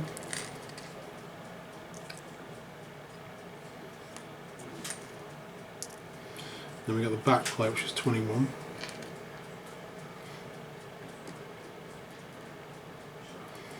Got the legs, which are 23 and 22. And a two-part head again, which is 1 and 2. It's the same parts as before. So this goes together exactly the same as the previous two bodies. The neck piece goes in there, then that goes in the front, and that goes in the back. The two parts of the head go together and the legs attached to the bottom. So I'm going to do that off camera, get them back as to where they stood on the bases, and then we'll come back and we'll add on all these separate parts. So we'll be back in one moment. Okay, so these should be dry by now. So what we're going to do is, we think we found a problem with the instructions. This is part 27, which isn't a full arm. And this is part 30, which has got the hand on. And those two don't attach directly. We think there is a part 16 missing from this instructions, because part 27 doesn't have that grill section on. It looks like part 16 is like an interchangeable part on the whole sprue, which you can put onto all these sort of half arms. So that's why we think it's 16. There's another one as well on the next one. Yeah. The ammo belt. Yeah, this one. Yeah. These grenades. Yeah, the grenades. It says part 45, it's actually 35. Ah, okay. Yeah. And again, the guns have 26A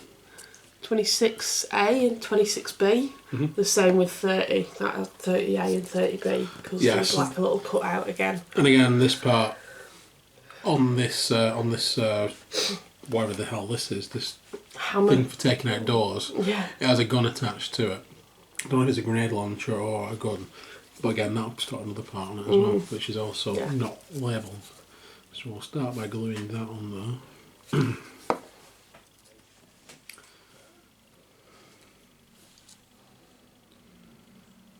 So, and then we will glue this part of this ram on. It's for taking out doors, isn't it? You know, like yeah, it's SWAT like teams use. Yeah. I can't remember what the actual name of these things is. It's called sledge. No, it's not a sledgehammer, but that's essentially what the job it does. It takes out doors. Or people, I suppose, if you were stood close enough to that would really hurt. So we'll put that onto that. I'm also going to stick it on the packs and stuff that this guy's got attached to him.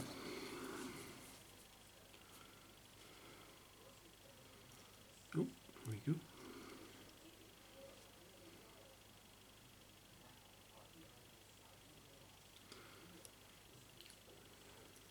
Might put a bit more glue on that. That's start to dry really quick.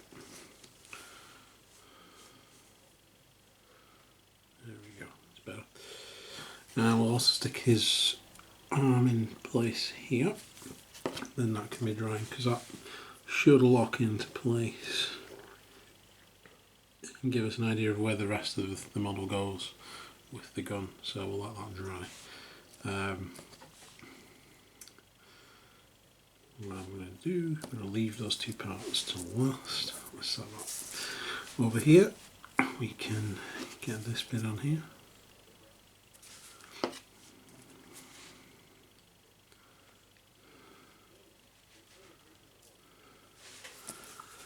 We can attach this guy's grenade belt. It goes in the same place as the ammo packs have gone.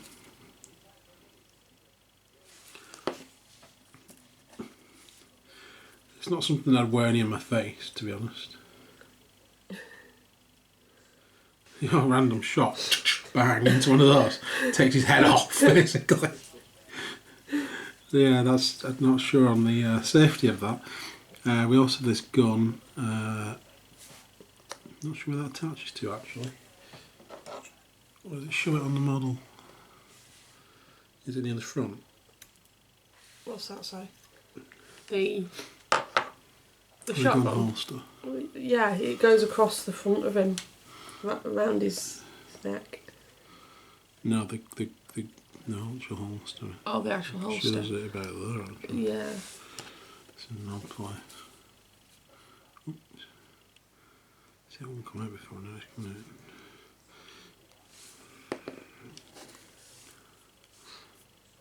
It's not there.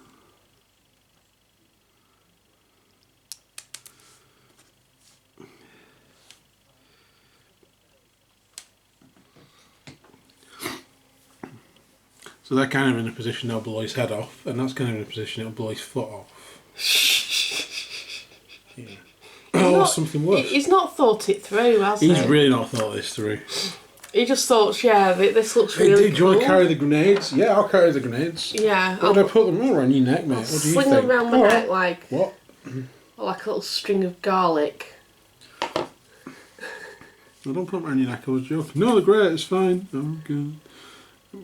Why carrying that gun on your crotch? What's the logic behind that? Easy access. Yeah. Sure. We'll attach the arm this time. It seems to be a bit easier, doesn't it?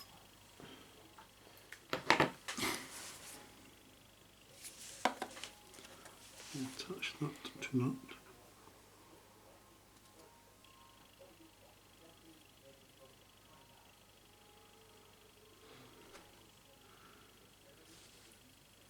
And now it's just a case of attaching those arms on once that's dried.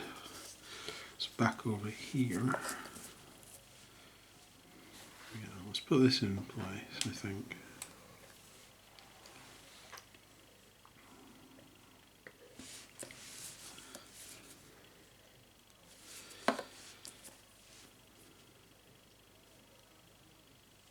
Sort of got an idea now.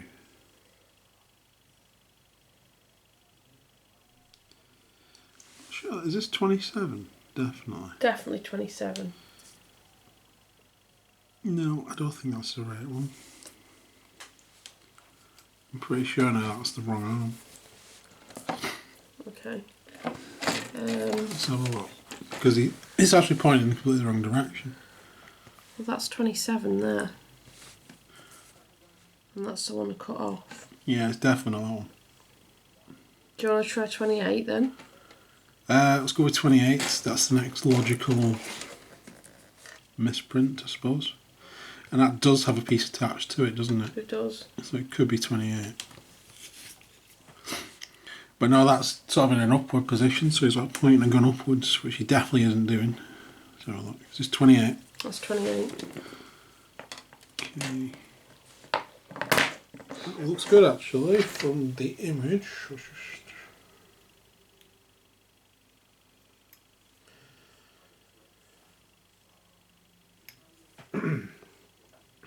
Actually, no, because that's 28 there, isn't it? That's on his other arm. Is it? Well, it's definitely not 28 because that would be the other side. So what arm was that you gave me? 28. Must have been. It can't be 28. Because it's the wrong side to not be 28. And I think that's the right arm. Because it puts his hand in the right position.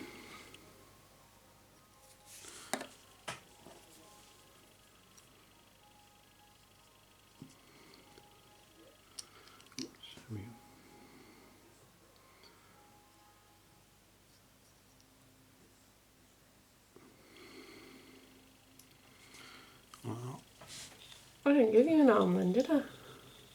You must have done. For give me that one. Well, that's 27, that's meant to be. So 27 is 28, definitely. Because that's this arm and that fits in the right place. And whichever arm you gave me, this one is the right one.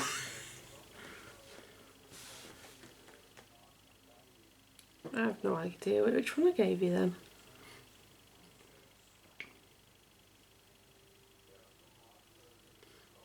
That's definitely right because it fits in.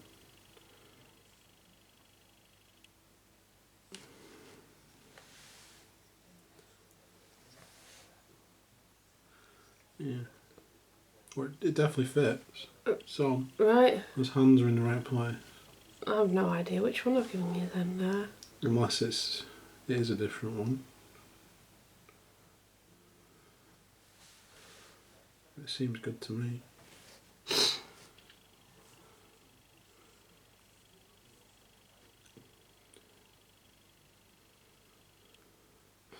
That one that's 27 is definitely 28. That fits. And that one's definitely that one, whatever that one is. I don't know what that one is.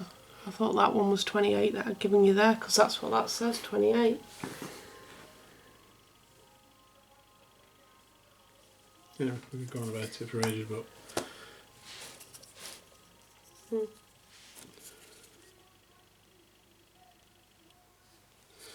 Get this arm on here.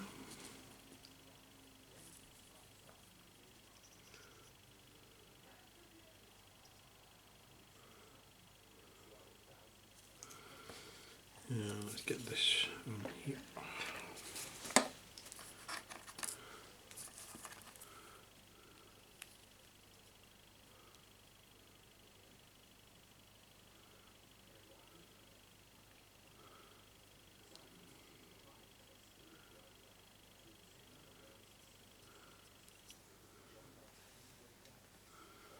There we go.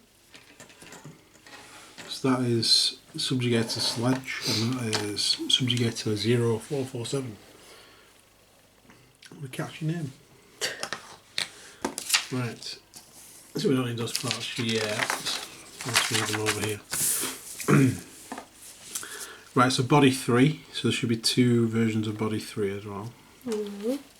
So we'll get all these parts cut off. This body looks like it just goes together the same way as the other 2, so I'll cut them off, stick this together. If there's any issues I'll come back, otherwise you don't have to do that anyway. And then we'll get the other parts off and pick up from there. Okay, so we've built the bodies. There we go.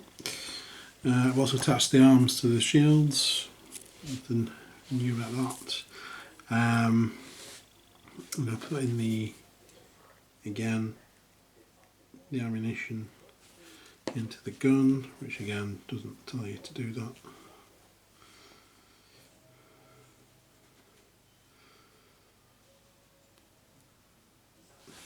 And then we have these front parts. So this time we have these little, it's part 46. It's like a little pad and a little grenade. So this guy just got the one.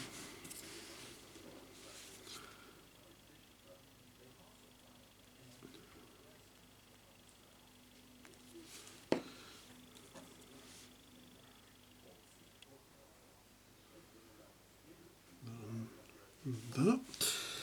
And then we have the gun arm, which attaches to here. So we get that stuck on.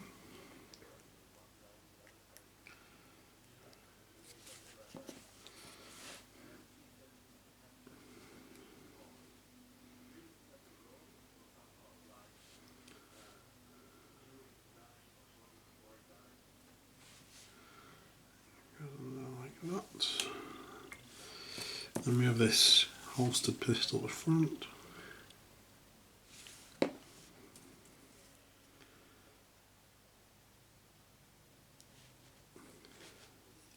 Oops. Just drop it, it's fine.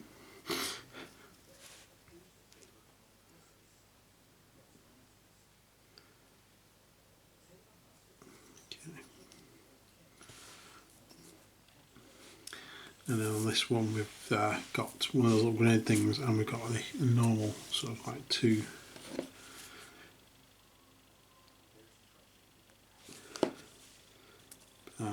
pocket things that we've seen before, pouches.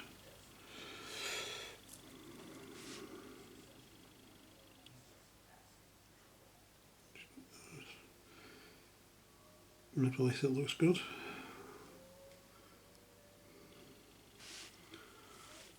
Okay. And again we've got a gun to go on the front, don't we?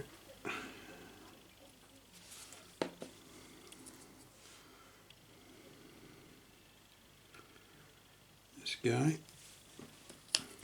also has a mace, so it's like a power mace, so that's a 3-part. So we need part 42, which is this bit here.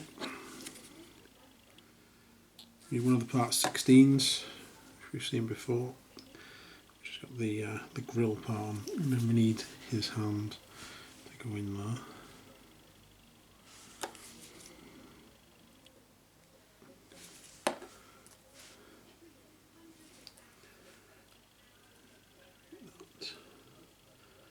In place. So we'll let that dry. So I might be able to get these bits on here, we hope. So back and put his arm in place. And we get the shield in place as well.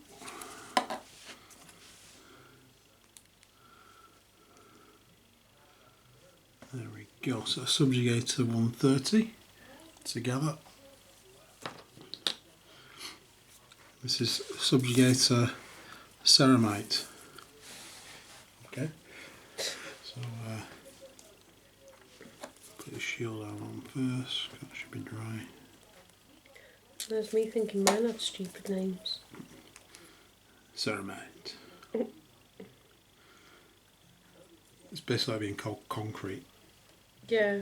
I am subject to concrete. Any other names? No. Okay. And hopefully we can get this to go into place. Whoops. It's still drying a little bit though. Painful.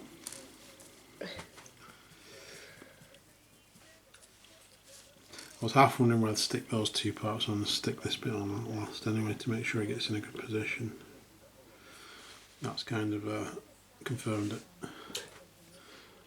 So there we go. So there is ceramite. That's still drying. I don't want to tip it up too much. But I'll have a proper look at him when he's dried. Right. So with not doing the Palatine, that's all the models. We'll take a look at them again at the end with all the scenery set up and everything. What else do we need to take a look at? We haven't had a look at these cards. So we need to look at these. Did we show the dice yesterday? I think you might have done. We put them in a plastic wallet out of the ones that are in, but these are the dice, red and black, standard Necromunda dice. You got your D6s, you got your injury dice, your directional dice there, all in there. Okay. So you alright? Yeah, if you can. Yeah, one of those things where you pull it and it doesn't actually come it did kind of work, but it didn't pull works off. halfway down. Yeah. And then you're stuck trying to do this without damaging the cards. There we go. Right. Okay, so we have Uprising campaign territories. Hopefully that's on the camera. Settlement, wastelands, hab level, and again, reclamation zones, underhouse shrine.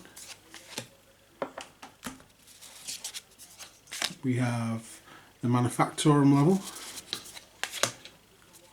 Should I say that again? Feel free to pause this at any point. I'm not going to read them out.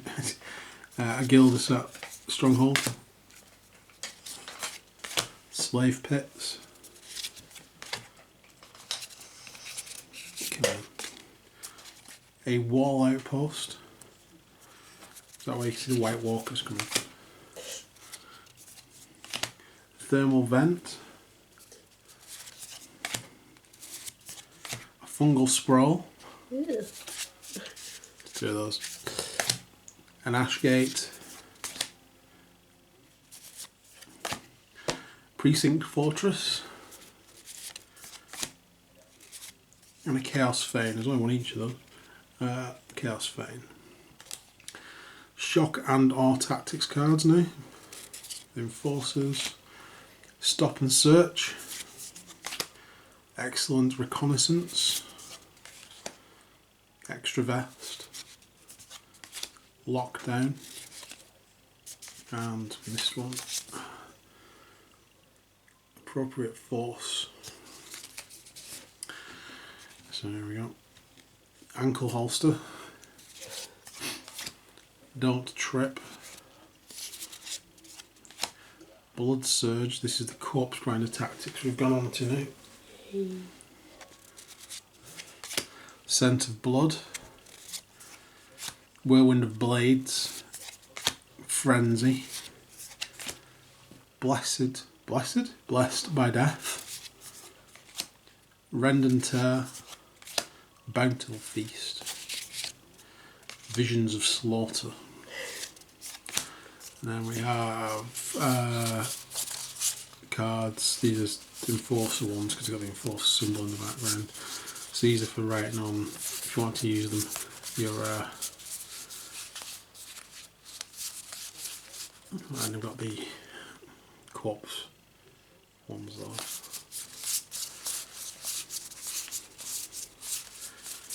Is there anything else? No, that's it. So they're all for gang members. I'll get the tactics and settlement cards there.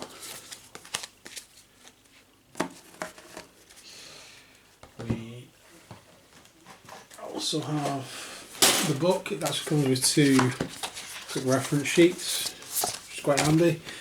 And the rule book itself, as I mentioned earlier when I was putting models together. We have the rules for Necromunda.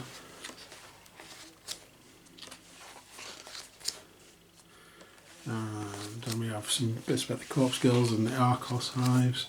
Obviously characteristic profiles, so if you've played Necromunda before, none of this is really new. These are all the rules.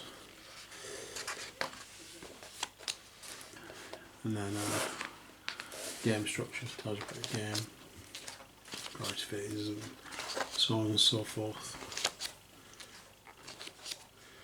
Shooting, falling, flame templates, close combat. Setting up the campaign, I think I just skipped ahead a bit there. Yeah, so this is where the Uprising campaign begins.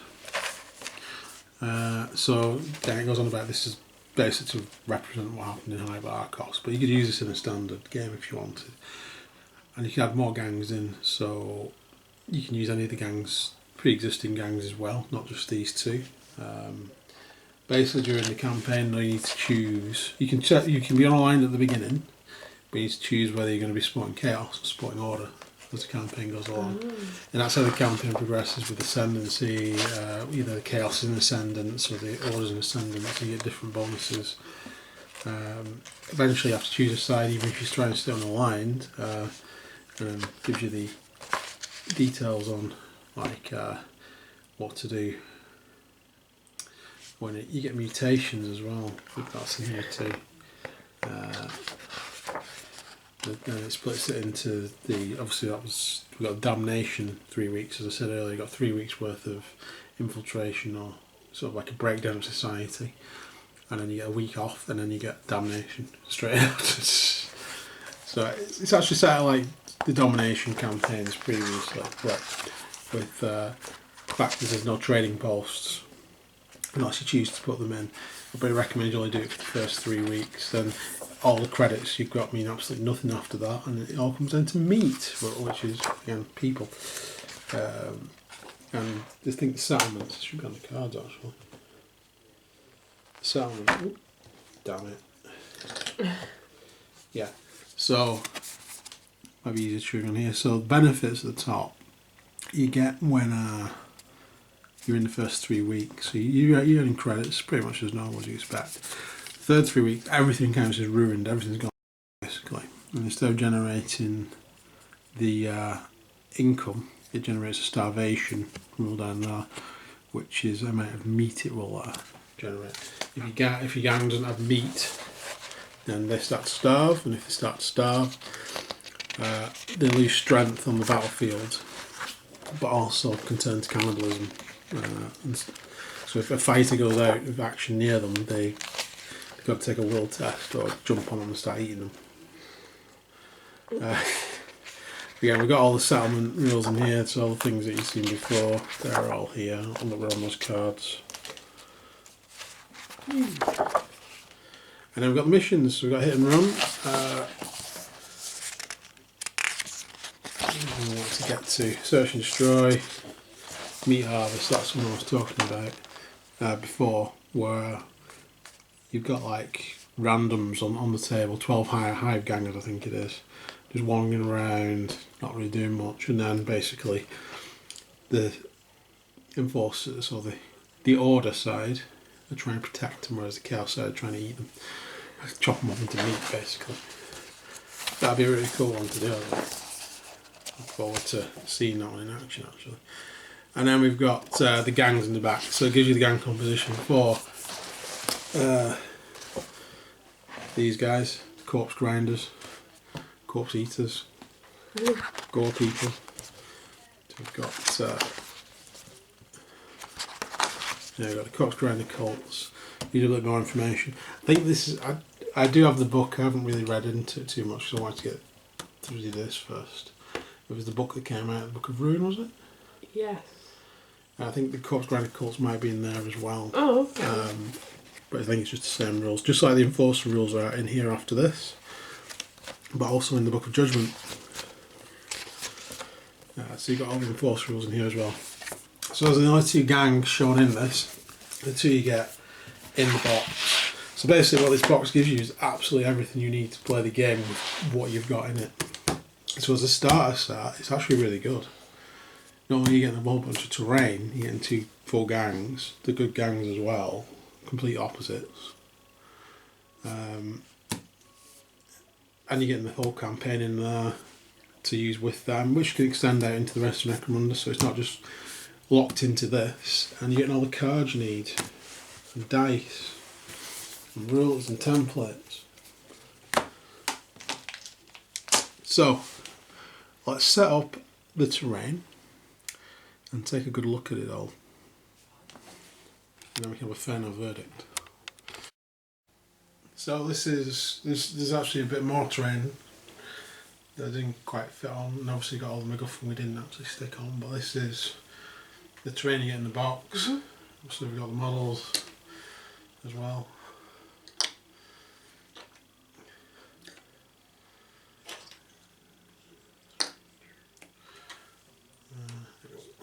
There's a guy with a mace.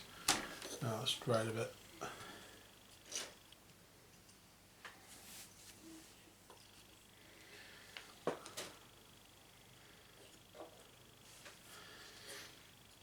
You got all the corpse grinders on there.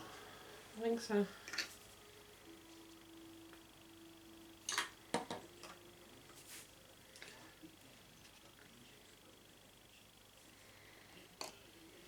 Yeah.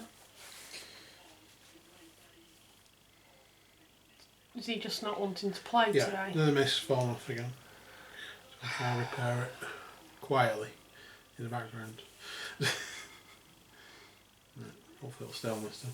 And then of course if you build them you'd have some Palatine enforcers as well. How have they managed to get on there? These guys got jetpacks.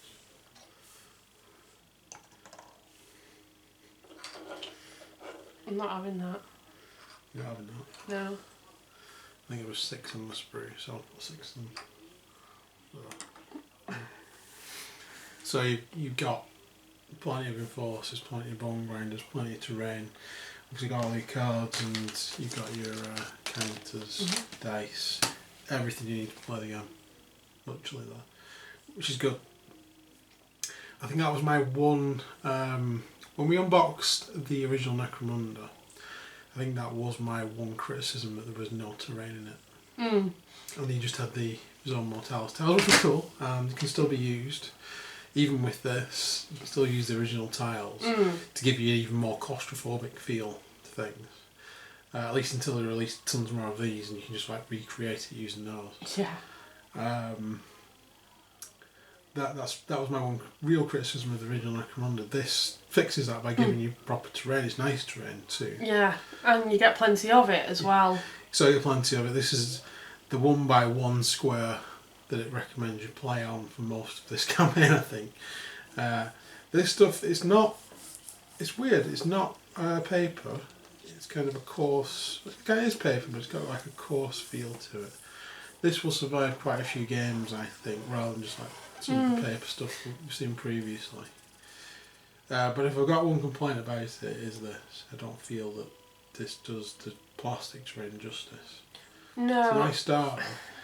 And obviously they released floor tiles when it originally came out. That does went off sale very quickly. And so my other concern about this is it's very creased, so it's pushing up a lot of the plastic I think terrain because of where the creases are.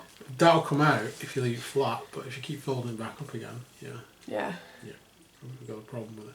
So I think the first upgrade to this is definitely to get the plastic tiles. Should they be in the box? Yeah. Since they've gone so far to make it as expensive as it was, they should just round it up to 200 and giving you those tiles, which will still have been getting the tiles at a discount based on what they're selling for. You're still getting 15 quid less than those tiles. Yes, they should have put them in. Yes, it would have been about slightly heavier, but it would have been more impressive. The sheet's not bad, it is double-sided. There is another side to it, and the side's redder, so more chaosy, less industrial, which is alright. Again, it'll survive a few battles until Game Director will get around to reprinting the tiles. But that'll be the first thing I buy for this, is those tiles. Everything else Necromunda-wise we've got. If this was your first foray into Necromunda, I would definitely just consider painting this up, getting these 2 gangs done. Maybe playing a mini campaign with somebody else just with the 2 gangs, using the rules in this. Do like the 3 week thing. You could even sort of like make it 2 weeks and just play more games just to make up for a shorter time, to give you an idea of what a campaign in Necromunda would work like. Then after that, obviously expanding it into buying more gangs really, and then more terrain. But with what we've got already and what we have, it's a nice addition to it. It is actually, yeah. Is it worth 175 English pounds sterling? Is the ultimate question. Yes, with the added of these that you get in it, I think it is, and the fact you get like nice models in it. There's 2 nice gangs. The Enforcers were a favourite as soon as I saw them. I was hoping Forge World would come out with shields and stuff to upgrade, and we've come out with a plastic sprue with actual bigger models to suit the fact that they are subjugators going around battering people. I got stuck this time. Yay! But I built them as they were in the book. I'd build. There's more maces. So if they ever release them as a plastic sprue on their own, which I hope they do, I'll probably get some more and build some more with maces, just because I like the idea of them smacking people in the face. I do like the fact the doors can be opened and closed. There's a lot of versatility with these, that you can put them on top of each other. And with these as well, there's a lot of versatility. You can build them how you want them to be. There is, structurally, for the most part, those stairs would work separate. Some of the add-ons to these, as we saw when we were building them, you can't have them flopping around, so you do have to glue certain parts on that. The elevator situation, you could easily build a 2-3 story elevator depending on how far high you wanted it. You would need to glue that together though beforehand, because it will not stay together. Well, even that would knock it over, just nudging the table a little bit. But you see there, most of this is staying up because I glued certain parts. It said not to glue, but I tried not to glue as much as I could to give me more versatility. I would like more stairs, and I'd like them to release the stairs sprue and then these sprues separate, and then I can get some more and perhaps even build it up so I've got stairs that go up multiple levels, really make it into 3 dimensions that Necromunda needs to be. There's a lot of things you could do with this. Those stairs are very good sort of industrial gantries. They're really good that you can put your models in there as yeah, well. there's that as well. They even mentioned that, the fact that these stairs, you can stand the model where you need to stand them. So you're not like stuck saying, yeah, he's here, but he's halfway up, just for reference. You literally can put the model where it's meant to be, and it works on a slightly larger basis. It would probably work on a 40mm base due to the size of it, but I think that's your limit. I don't have any 40mm base to sort of test that on. But if you had a metal model, it probably wouldn't. And again, it also depends on what you've got on that base. Oh, we do have a 40mm base. Hello, Mr. If I move him out. Yeah, let's have a look. Just. He does. It does just I think it's actually, at a certain angle. I think it was the actual gantry, or the thing that was keeping him on. Yeah. No, it works. No. It wasn't that. No, well, literally, there's enough on the 40mm base to keep that in position. Da-dum. Nice. I forgot they were there actually. Yeah, you've got another one there as well. Yeah. They're the only unpainted things I've got for Necromunda, because I don't know what to paint them. Oh, to be fair, I was leaving them until one of the gangs could afford to buy one, and then that would be the first gang to have one, and then do it in their gang colours. But they're cool, yeah. So yeah, I like it. It's expensive, so that's entirely up to you whether you feel you can afford it. That's kind of, I think you get your money's worth in it. And if you're starting out Necromunda, you've never played before, you definitely get a good starter set, a really good starter set. I think it was better than the original starter set. I think the models are nicer than the ones in the original starter set. I think the theme is more 40k and understandable. So if you've played 40k and not Necromunda, the fact you've got Chaos versus Imperium is a lot more sort of like understandable than just 2 random gangs fighting each other. So if you're new to Necromunda, there's that as well. If you're not new to Necromunda like me, the fact you've got these enforcers and these corpse grinders, they're new to Necromunda, and I think they're good additions.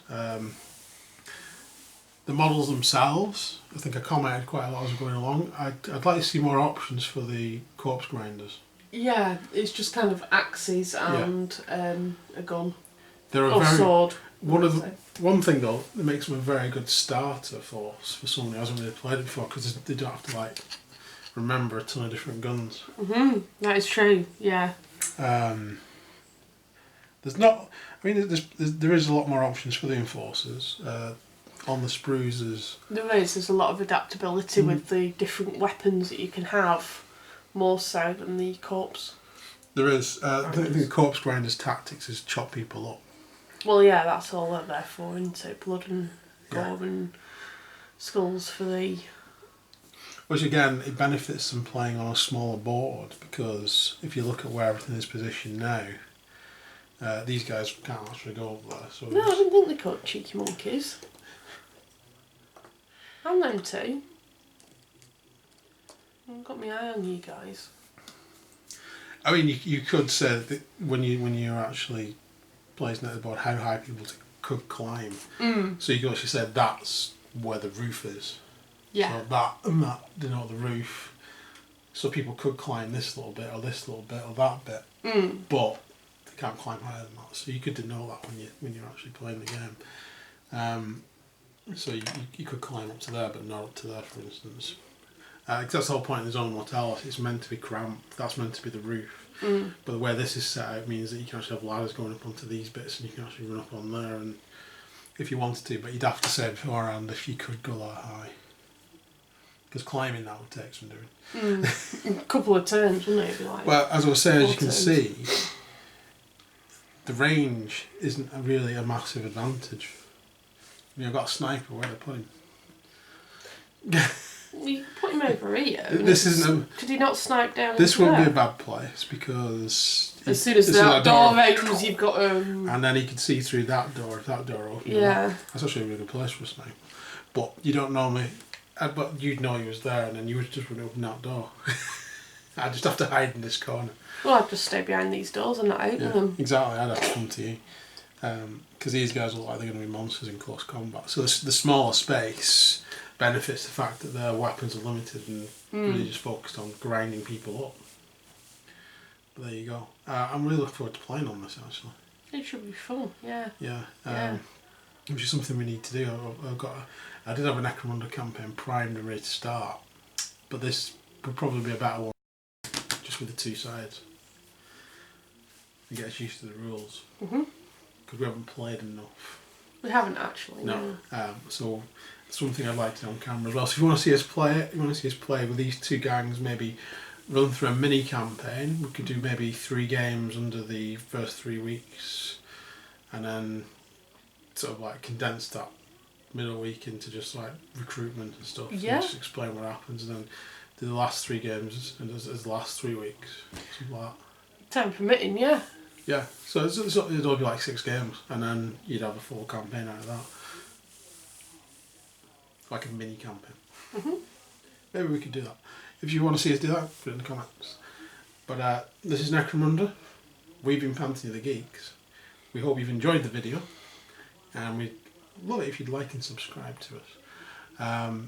But for now, take care. See you soon. Bye for now. Bye.